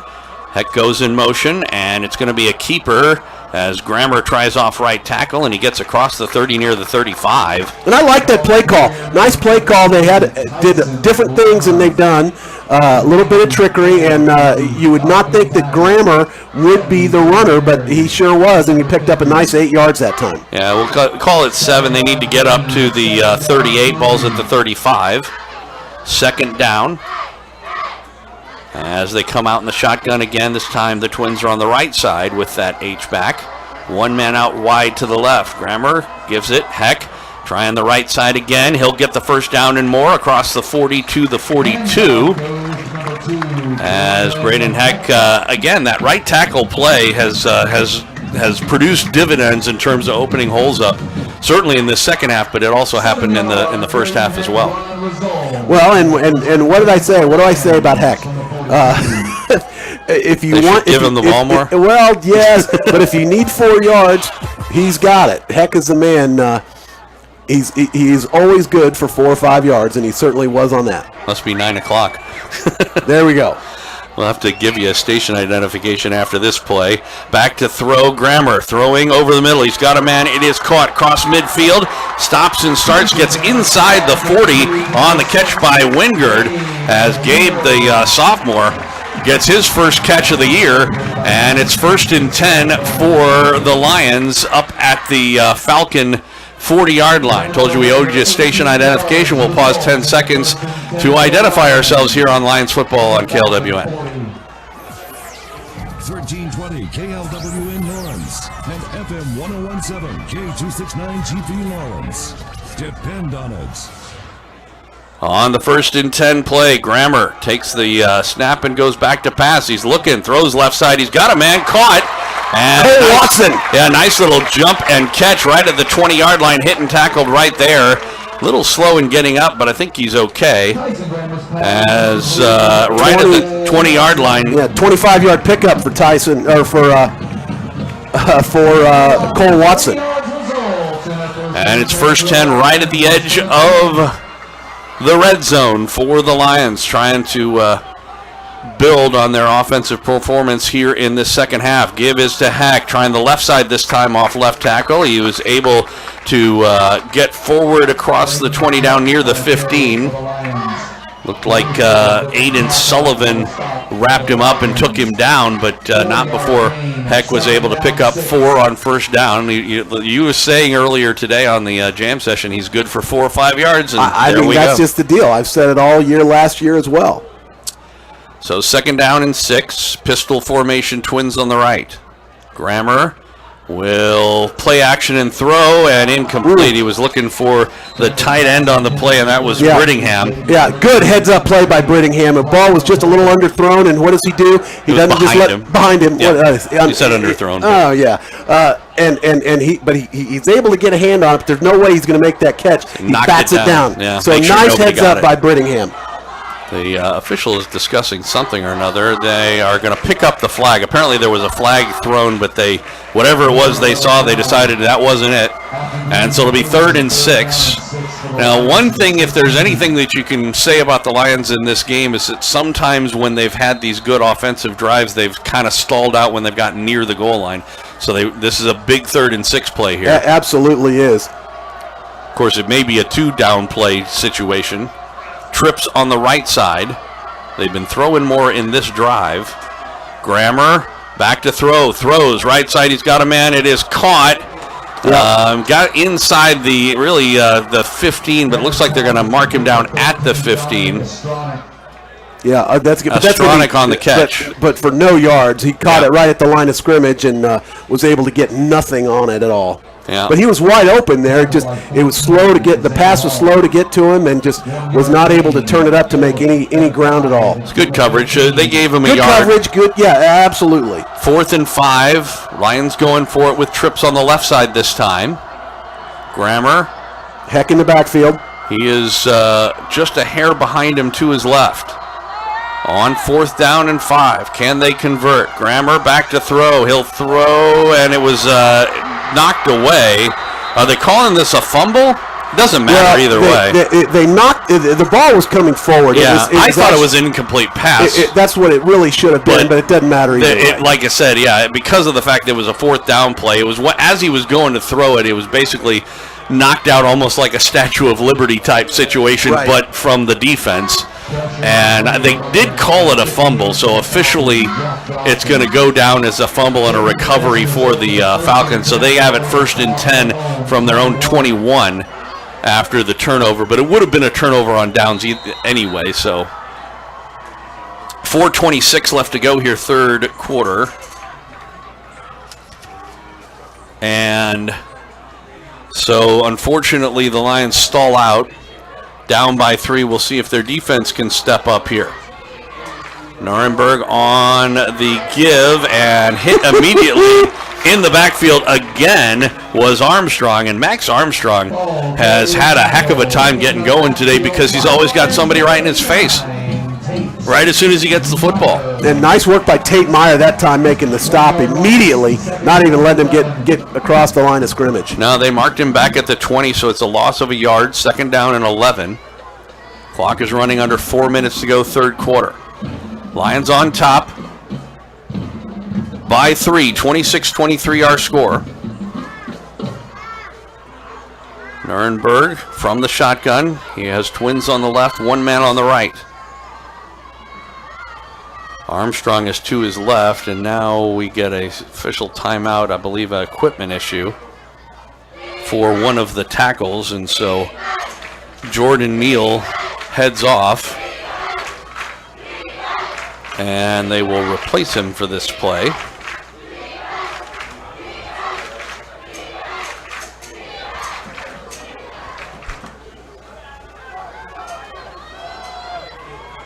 Don't know if that gives a pretty good opportunity. Now we've got another guy going off also. Another lineman, Jack Bauer this time. And he'll be replaced. I'm assuming these are some sort of equipment issues that they're seeing. So this may be an opportunity for the Lions with a couple of backups in on the offensive line. We'll see what they do here. Nuremberg from the shotgun. And they come after him, throwing on the near side. It is caught Armstrong, and he gets up the far sideline. There's a flag going. I believe it's a face mask flag. Yeah, that could be. And Nate Bledner had him, and he's just kind of getting away from him. I guess that is exactly what it's going to be. Yeah, either face mask or a horse collar tackle, one of those two. And he ends up out of bounds at the 25, but there's going to be the personal foul, face mask against the Lions. So that'll tack another 15 yards on and send them all the way up to the 40-yard line or so.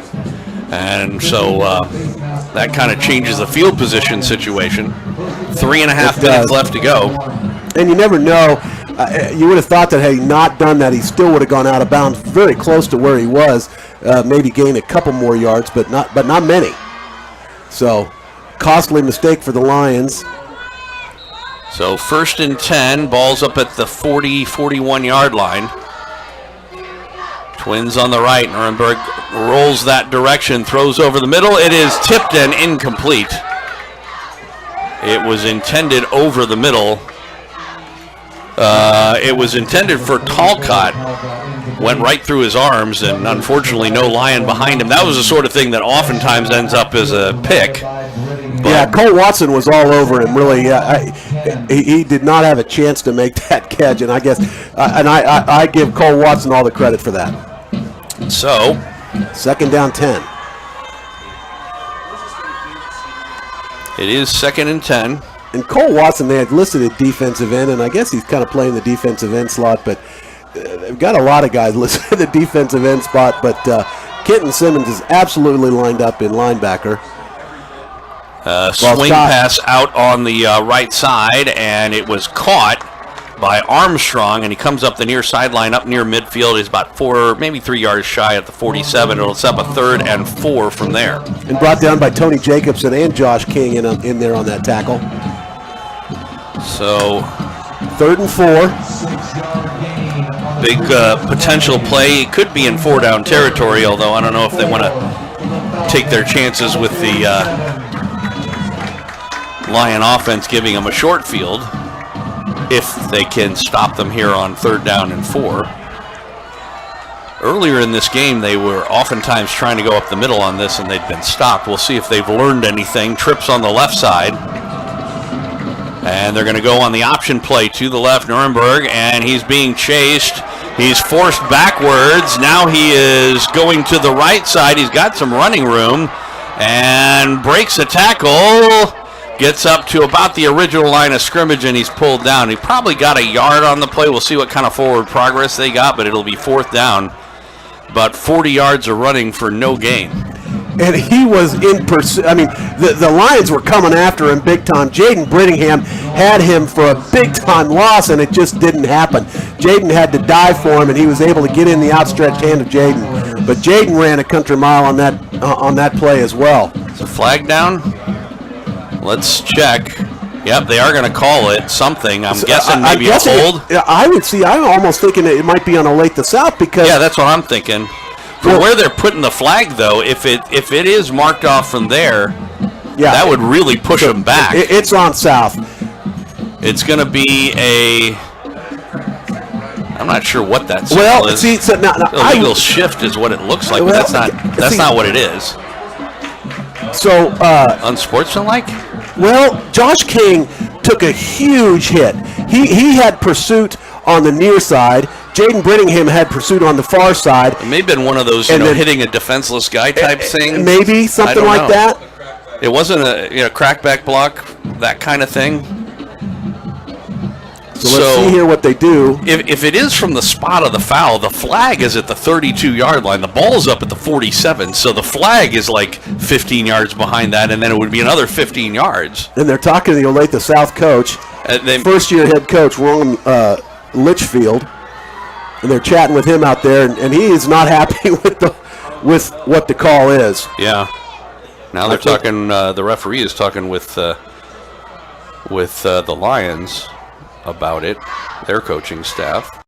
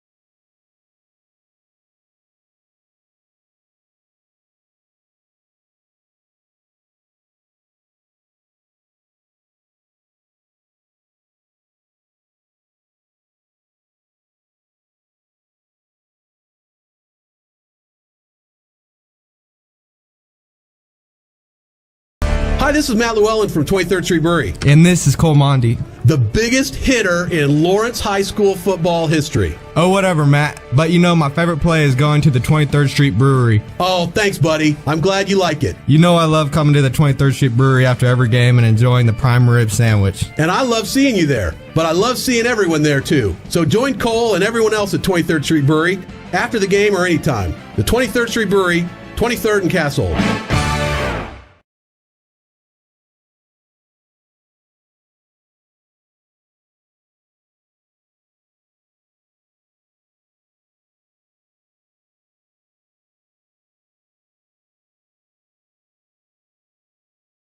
As the Lions taking on the Olathe South Falcons, leading at 26-23 as we enter the fourth quarter. I suppose we should warn people that at some point in this quarter, there's a pretty good chance that we'll start sounding a little farther away. Maybe. We'll see. We'll see how it goes. But I'm also kind of letting Cole know that back too.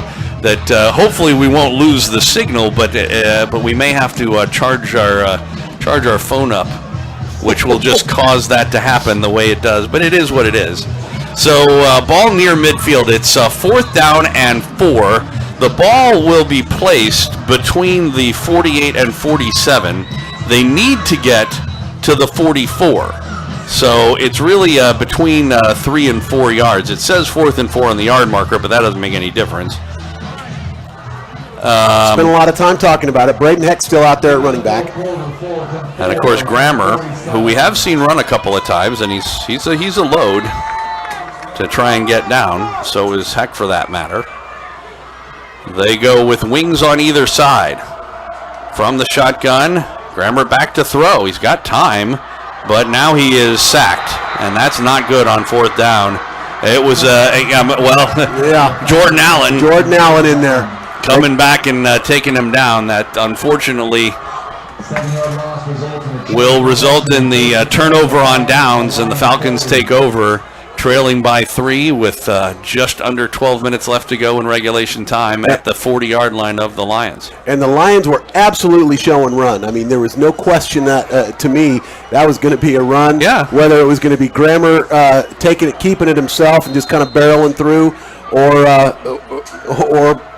Heck. Well, that's a situation where really you have to coach up the quarterback that, if you don't see what we're looking for immediately, you just got to get what you can. Or throw the ball away, because he was going to get sacked. He was going to take a beating, and he did. Nuremberg hands off. Alexander hit at the line and falls down. He actually bounced off of his own guy along with a Lions defender, but it's a loss of a yard. 2nd down and 11. Jaden Brittingham in on that deal. Just forced his way in, forced the offensive lineman back into his own running back. We'll see whether or not they start getting some pace on the game a little bit. The Falcons trailing by 3, but the ball's at the 41-yard line. 2nd and 11. Alexander in at running back to the right of Nuremberg. Now he'll move to the left. Back to throw Nuremberg with time. And still plenty of time. Will throw downfield. He's got a wide open man. Alexander caught. 5, touchdown. Touchdown Falcons. As Max Armstrong, was just, somebody let him go in the coverage, and he was wide open. Yeah, it absolutely was uncovered and wide open, and Nuremberg knew right where to put it, right in his hands. That's going to be good for 6. And the Falcons go up with 11 minutes to play in this fourth quarter. We'll see if they can kick an extra point here to make it a 4-point game. 29-26. This is a big extra point. Yeah, there have been adventures on it. The kick is up, but not anywhere close. That didn't even make it to the goalpost. It didn't get out of the end zone. Right. So yet another. We've had in this game, I don't know what, about a half a dozen touchdowns, and I think we've had one extra point actually go through. Either between the two. We had a few 2-point conversions, but the Lions have only. It's not gone well, the kicking games here for either team. 10:56 to go, regulation time. Lions now trail at 29-26. Kickoff after this on FM 101.7 and 1320 KLWN. Depend on it.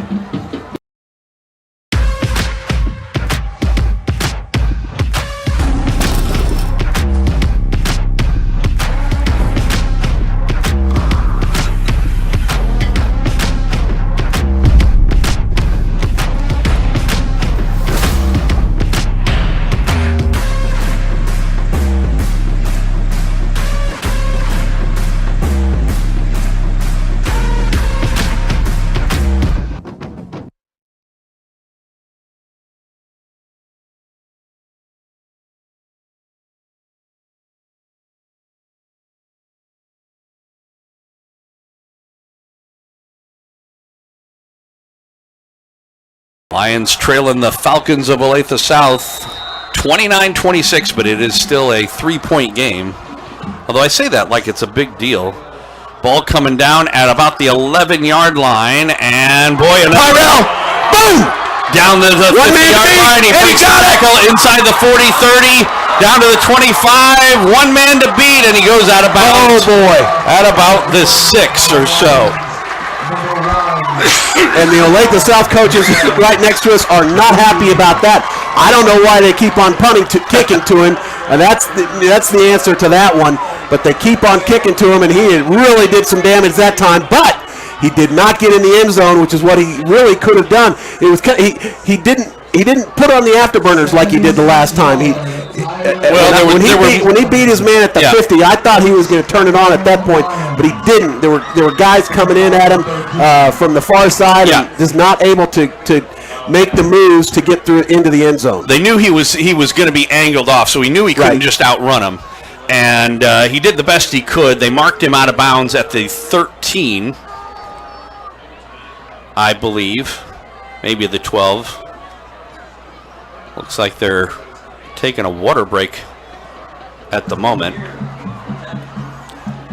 10:44 left to go. Oh, there's a player down off. It's a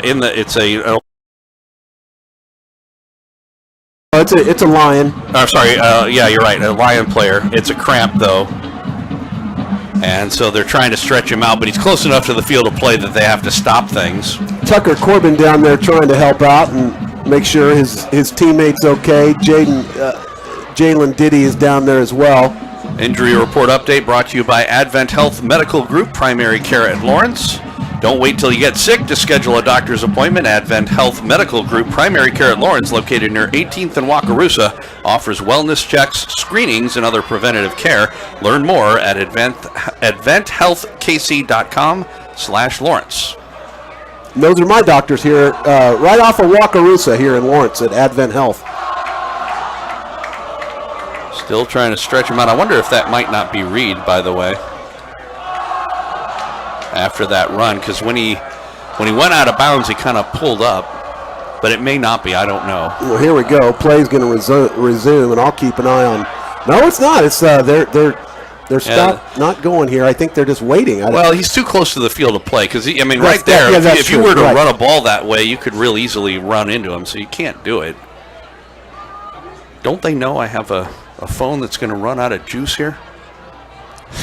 Well, and he is gingerly getting up. It is Reed. Yeah. And he's okay. He just has cramp. And any of us who have gone through that, and I have. And he's yelling. I wish I knew what he was yelling. He's yelling something at his teammates. He'll be all right. And so Heck's going to be in here on as the running back now. 14 on the 14-yard line. Yeah, it looks like it's closer to the 13. 1st and 10. Pistol formation. Grammer with wideouts to either side. Man in motion is Cito. He'll take the snap and give it to Heck, and a big hole inside the 5 and down to the 2. That's going to be almost enough for the first down. I believe it is. Oh, they give it to him. Yeah, they give it to him. And boy, I tell you, when Heck has room, look out, baby, because he'll get whatever they give him, and then add 4 or 5 more. Yeah, nice run by Heck. And by the way, I wouldn't say they gave it to him. I'd say he earned it.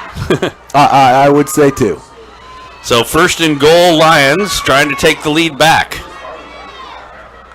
Again, Heck gets the draw inside the 2. Touchdown! Touchdown, Lions! Touchdown, Lions! Touchdown, Braden Heck! You gotta love that. Absolutely, and really, I think that's what they. You hate to say woulda, coulda, shoulda, but man, just give the ball to these running backs.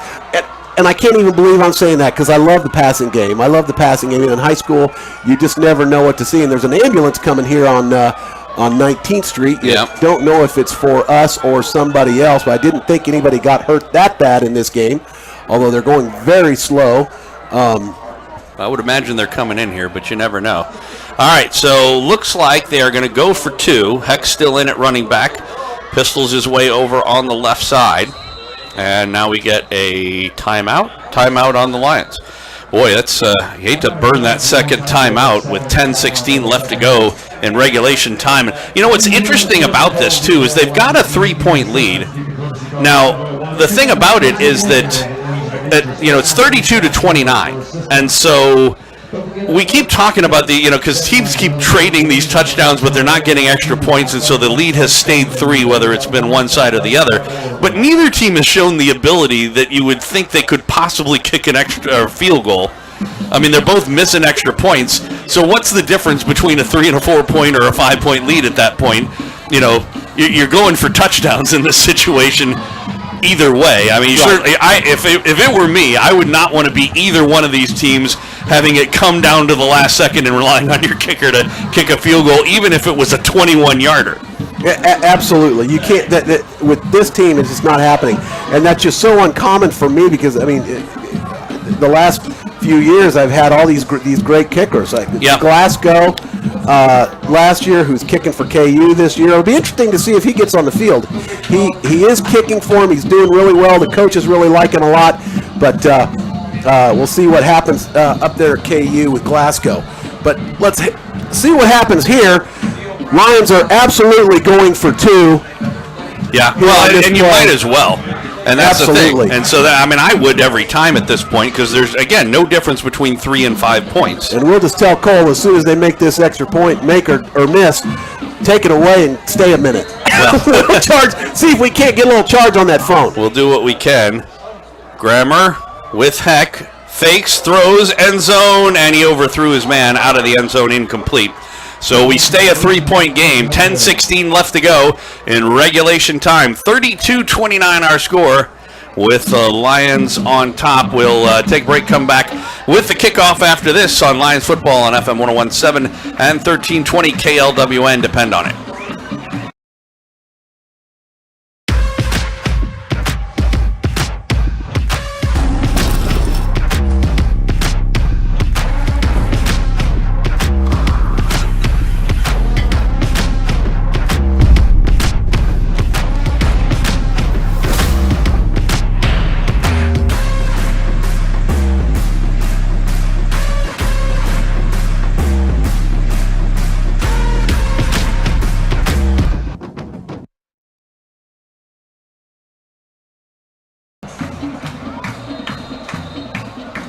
You just take it. Welcome back out to Lawrence High. Joel Becker and Matt Llewellyn. The ensuing kickoff is short, and it comes down, and a good run back down the far sideline. Gets through the maze of players inside the 20, down inside the 15, hit and tackled at about the 13-yard line.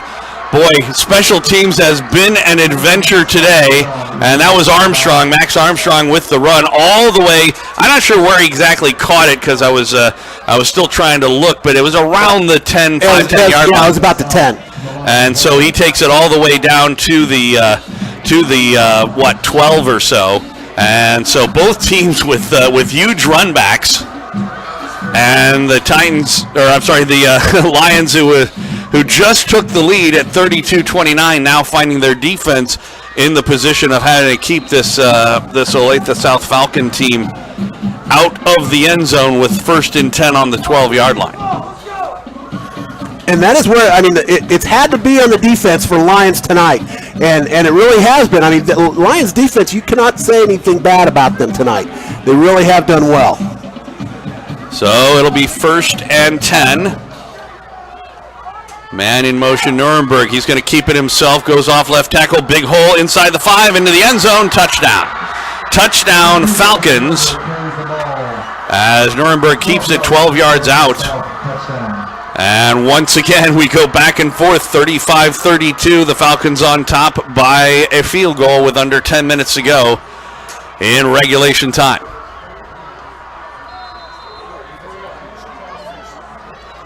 So it looks like they're going to try and kick it.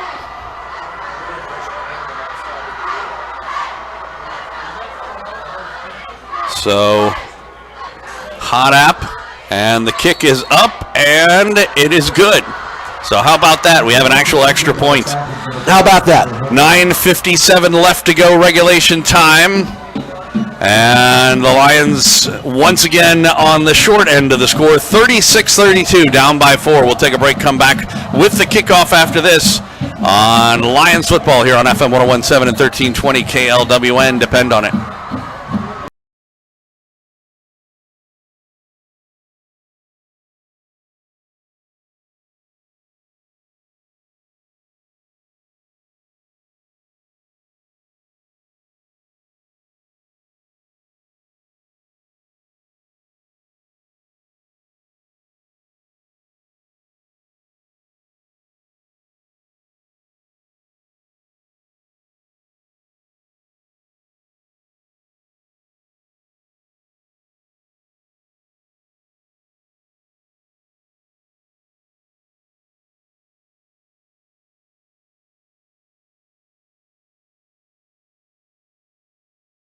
Here as the Lions down by 4 with just under 10 minutes left to go. And Tyrell Reed might be injured.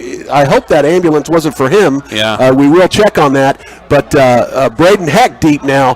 Heck and Cito deep for the Lions. He could still just be nursing the cramp. That could be too, right.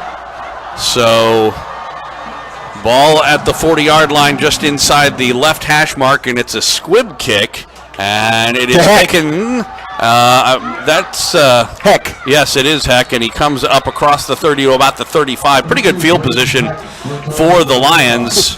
And it doesn't surprise me at all that Heck chooses just to run right up in the middle of the scrum versus going to the sideline and trying to get around some of those guys. He just has no fear whatsoever. So 9:50 left to go. Plenty of time in the game. Down by 4 are the Lions, and they have been able to move the football here in the second half. And Tyrell Reed back in at running back. So he obviously isn't injured that much. So, as you mentioned, he'll start this series to the right of Grammer. He's got twins on his left side out wide. One man and now a man in motion. And the give is to Reed, looking for a hole, finds one up the middle, and he's able to force his way up to the 40-yard line, gain of 5, second and 5 from there. 77, Neal. Jordan Neal on the stop. Flag on the play.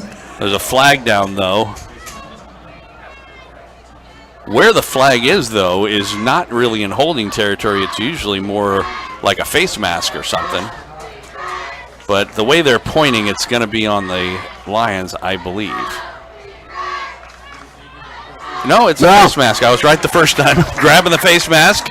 That is the 5-yard variety, and it will... That should be good for a first down. There we go. Yep. They're moving the sticks now. Actually, the odd thing was they'd have been better off if it wasn't, because they would have ended up with a 1st and 1 in that scenario, because it would have stayed first down, but they would have been just shy, but didn't work out that way. So 1st and 10 from the 45.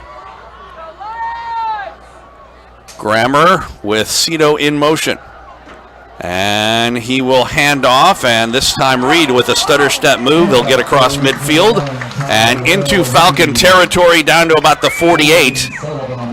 It'll be a pretty good pickup on the play, maybe 7 yards, 2nd and 3 from there. So I was a little concerned on that first run, able to get 5 yards, and just kind of didn't look like he had quite the power that he did, but he looked like he had a little stutter step and showed some moves that time. So Tyrell Reed looks like he is okay and doing well. Nice little 7-yard pickup for him there on first down. Been a very patient runner in this last couple of carries. He'll get it again here, looking for a hole to open, and pushes his way up near the first down marker. I believe he got it. Inside the 45 down to the 44. Should be able to move the chains and set up 1st and 10 for the Lions at the Falcon 44. And here was a little bit of a sustained drive. Reed's coming out, Heck's going in. So I can't fault Clint Bowen for doing it this way. He is substituting these guys equally, getting them both in, getting a little rhythm on one way, making sure that they both have, they're probably about equal carries tonight, and you can't fault Clint Bowen for doing it that way. And him coming from the college ranks, they do that a lot in the college. So on 1st and 10, Cito goes out wide on the right side, twins on the left. As you mentioned, Heck in the backfield. On play action, they throw, and it is caught. There's a flag down in holding territory. Watson on the catch at about the 39, but let's check the flag. This one may be coming back.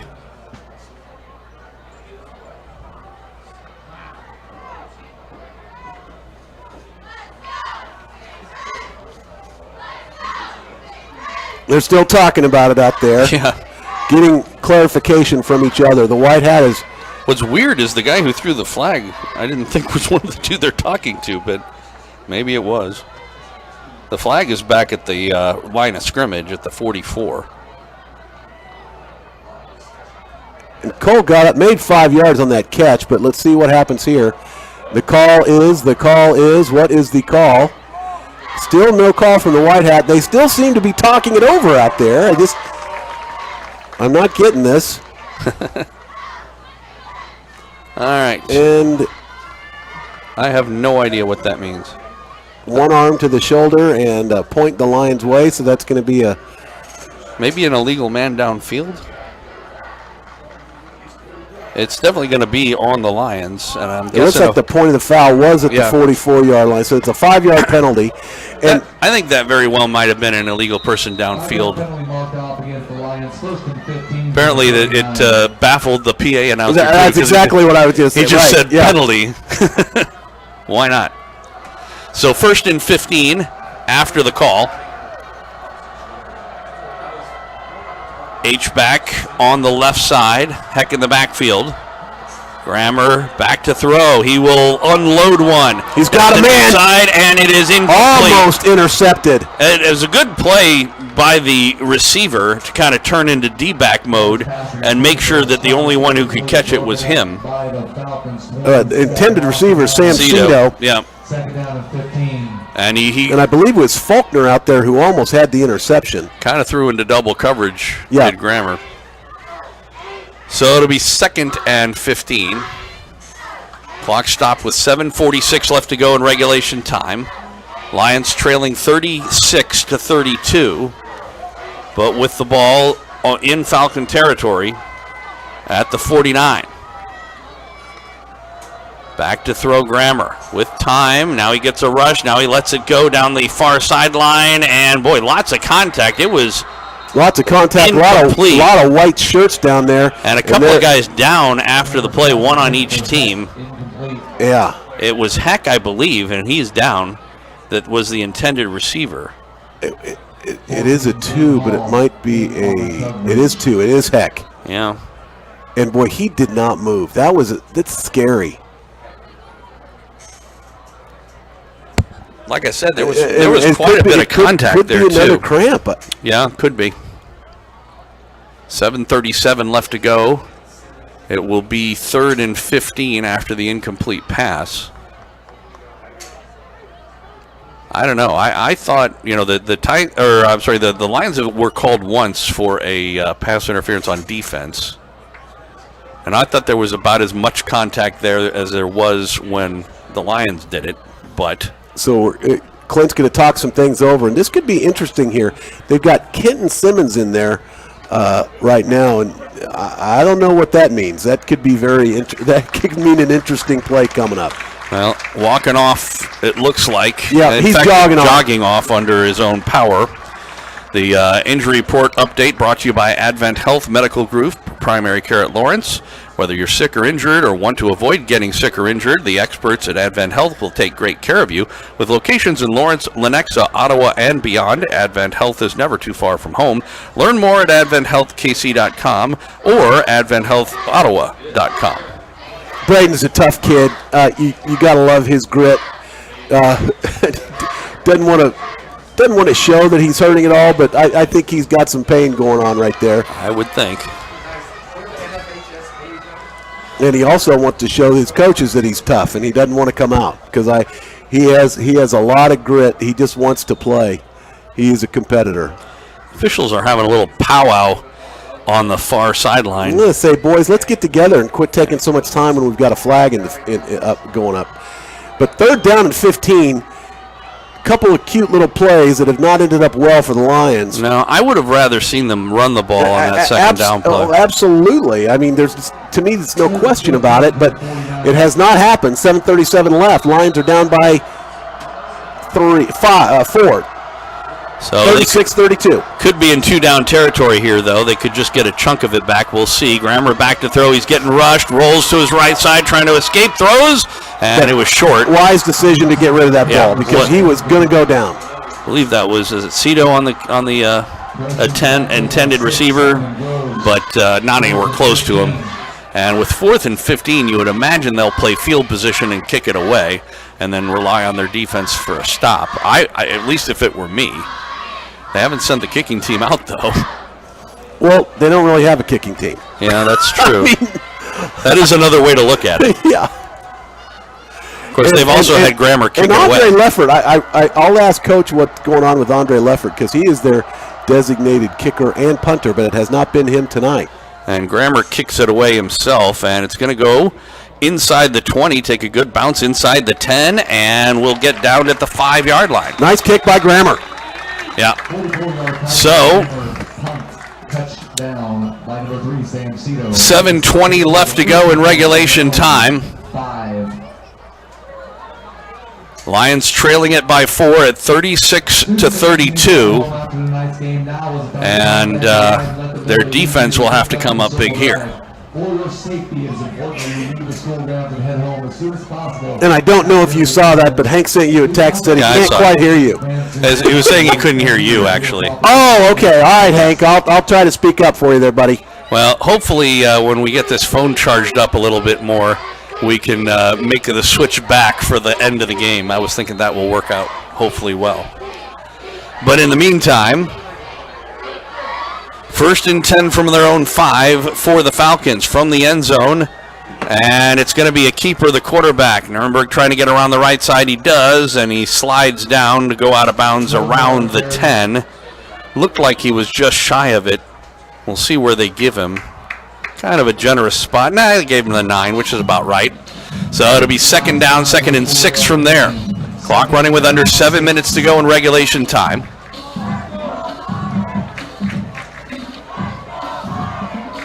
It looks like they are going to play the time clock game, letting it run. Sure. 21 seconds left on the clock, on the play clock. From the pistol, it's a give. Armstrong, and he's trying to wind his way up the middle. He's taken down as he got near the 12. Forward progress. It'll set up a 3rd down and short, 3rd and about 3 or so from there. But Cole Watson and Lance Bassett made him pay for that. They've been doing that a lot this game. They have. So a big 3rd down play. The Lions, they don't have to have a stop here, but it would come in handy. Because then they would get really good field position, presumably. And there would be no chance they would go for it on 4th down, you wouldn't think. Nuremberg comes up in the pistol formation. Twins on the right, 1 man on the left. H-back goes in motion to the right side, and it'll be a fake. Nuremberg, boy, it looked like he could run for it. He throws, and a nice little diving catch. And that will be good for a 1st down as Hall, who made it was a nice little sliding catch. It was. It looked like he might have pulled a groin on that deal. Well, you know, and like I said, the quarterback Nuremberg, I thought he would have been able to just run for it when he made that fake. The whole, defense bought on it to the left side, and it was kind of a bootleg. But he went ahead and threw it and got away with it. 1st and 10 for the Falcons from their own 27. Man in motion is Armstrong. They'll swing it out to him. He makes the catch and goes up the right sideline, breaks a tackle, gets across midfield, hit and taken down at about the 48, 47-yard line. A nice little pitch and catch there from Nuremberg to Armstrong, and it was a lot of running after the catch. And that was costly because they're running clock right now, and that was a big pickup. Well, it changes the field position situation Absolutely, quite a bit. Yes, it does. So 1st and 10 inside Lion territory at the 47 for Lawrence. Olathe South with the football and the lead of 4 points at 36-32.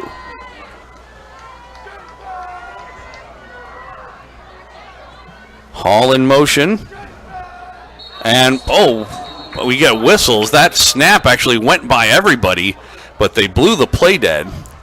I think that's going to go on Olathe.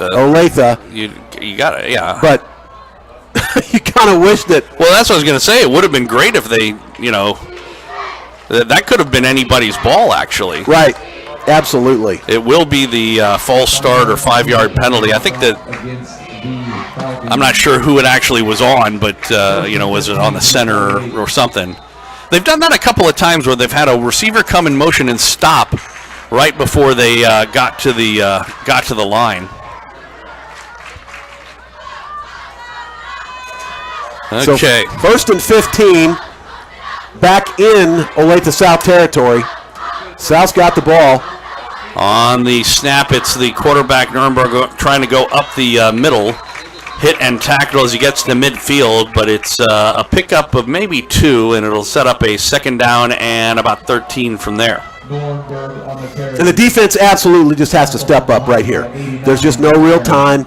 They've got to make sure that they make a stop right here and get this thing going the other way. Nuremberg has been a workhorse tonight for the Falcons. Clock is down to 4:05 and counting.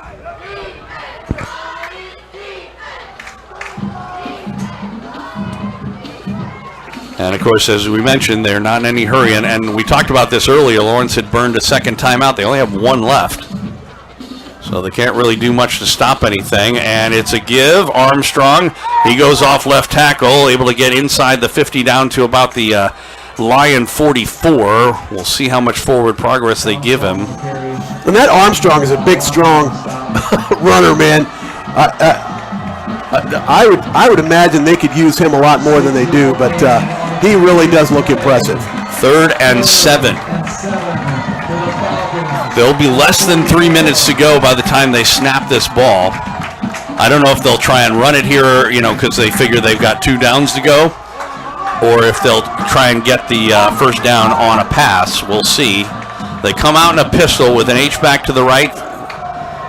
That's Hawley moves to the left. They take the snap. They give it to Armstrong. He breaks the tackle. He's going to get a 1st down and more. Lost the football.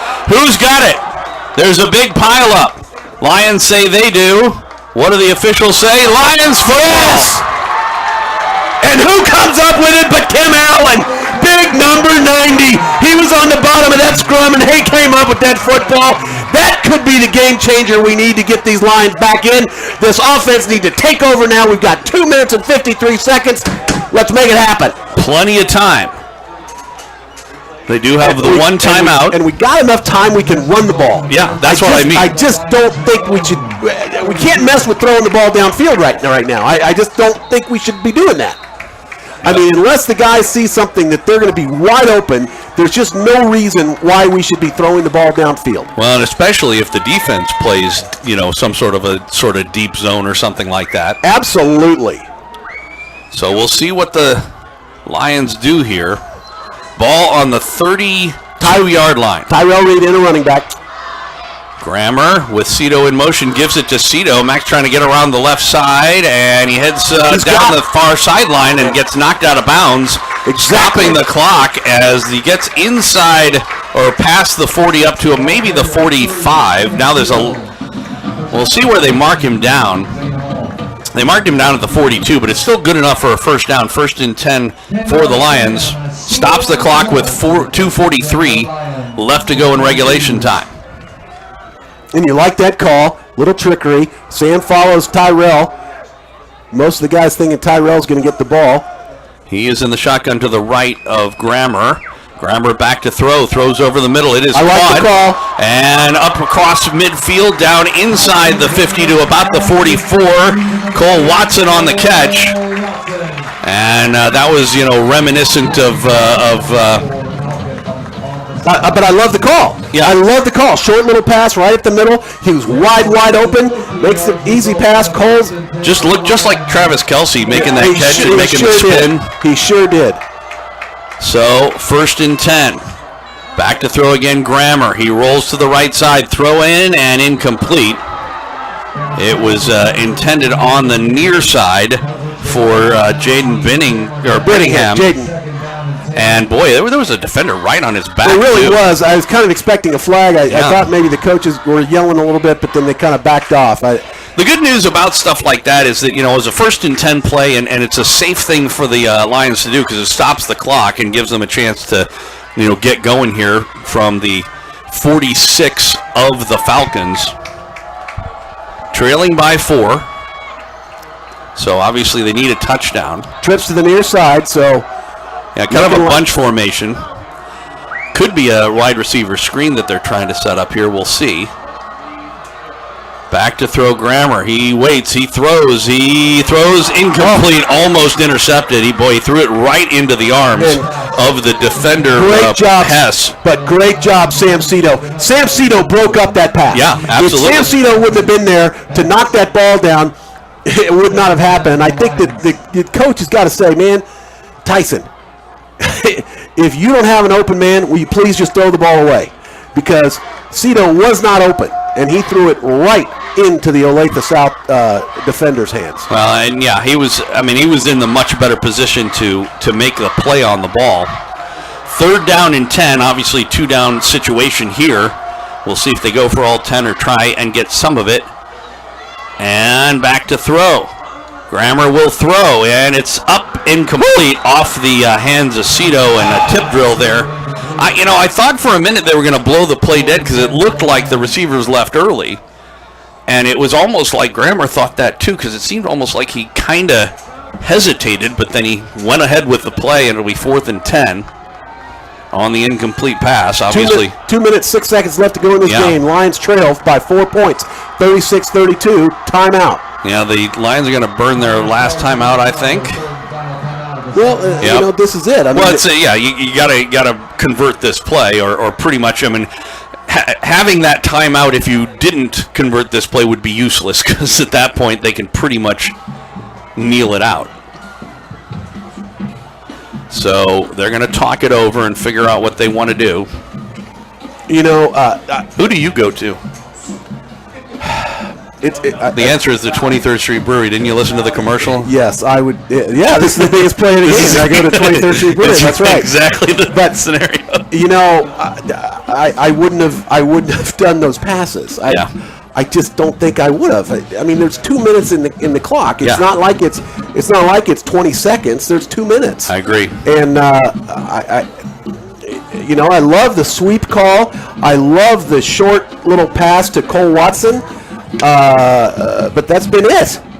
The trying to go downfield on it, that's not their character quite yet this year. No, I don't think it. You're exactly right. They're not ready for that. Unfortunately, they kind of have to now. This may be a situation where you do again something where you try and set up a situation where you can throw underneath but have blockers in front.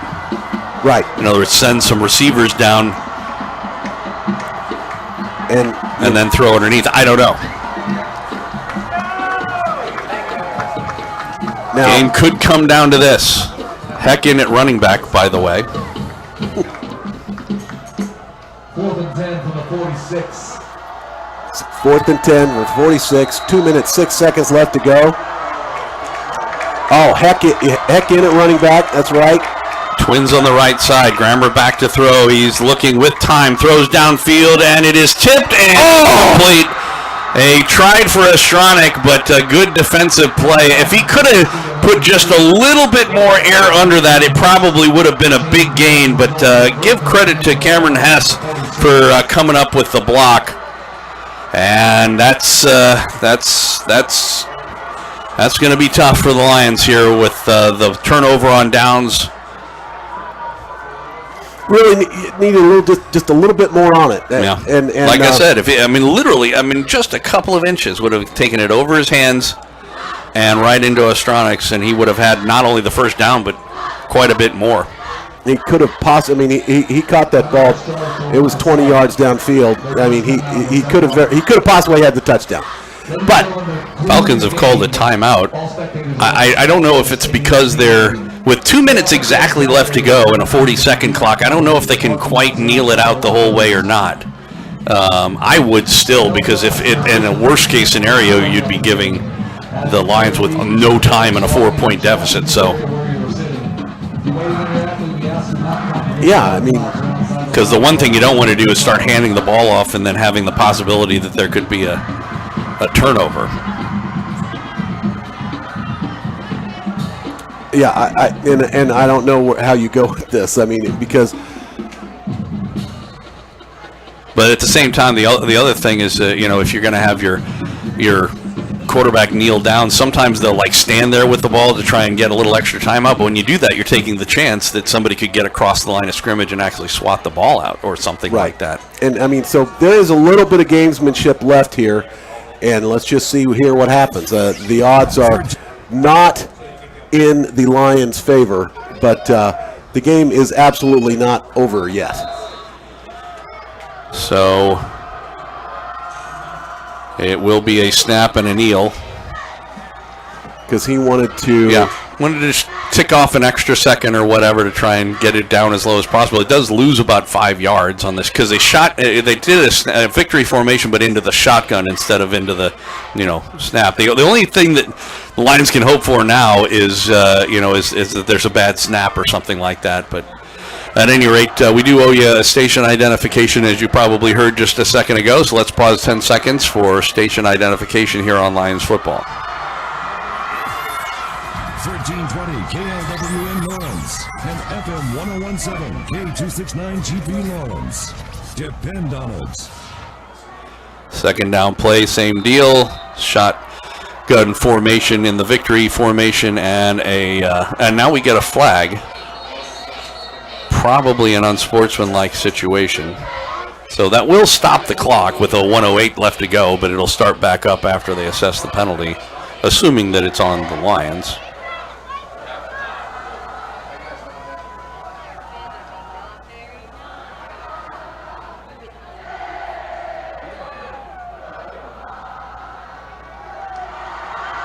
So unsportsmanlike conduct against Lawrence. It'll be 15 yards. It'll remain third down, though. In the NFL, that's an automatic first down, but in high school, it isn't. So it'll be 3rd and 6. Because that's the thing, is that where they are right now, they'll put 25 seconds, I would imagine, on the play clock. So that would take them down to about 30 seconds left to go. Lions can't stop the clock. Well, they haven't done anything at this point. Yeah. I think the official is trying to explain.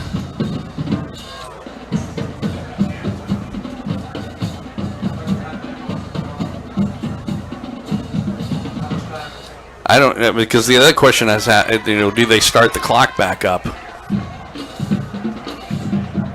Are they putting they're putting 40 seconds on the clock. Well, that's going to be it. And they're putting resetting the game clock to 1:10. And so, yeah, they're going to have to snap the ball one more time, but then they'll be able to let the clock just run out.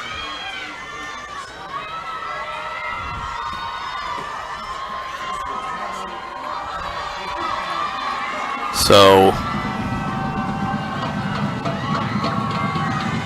clock is down to 50 seconds left to go.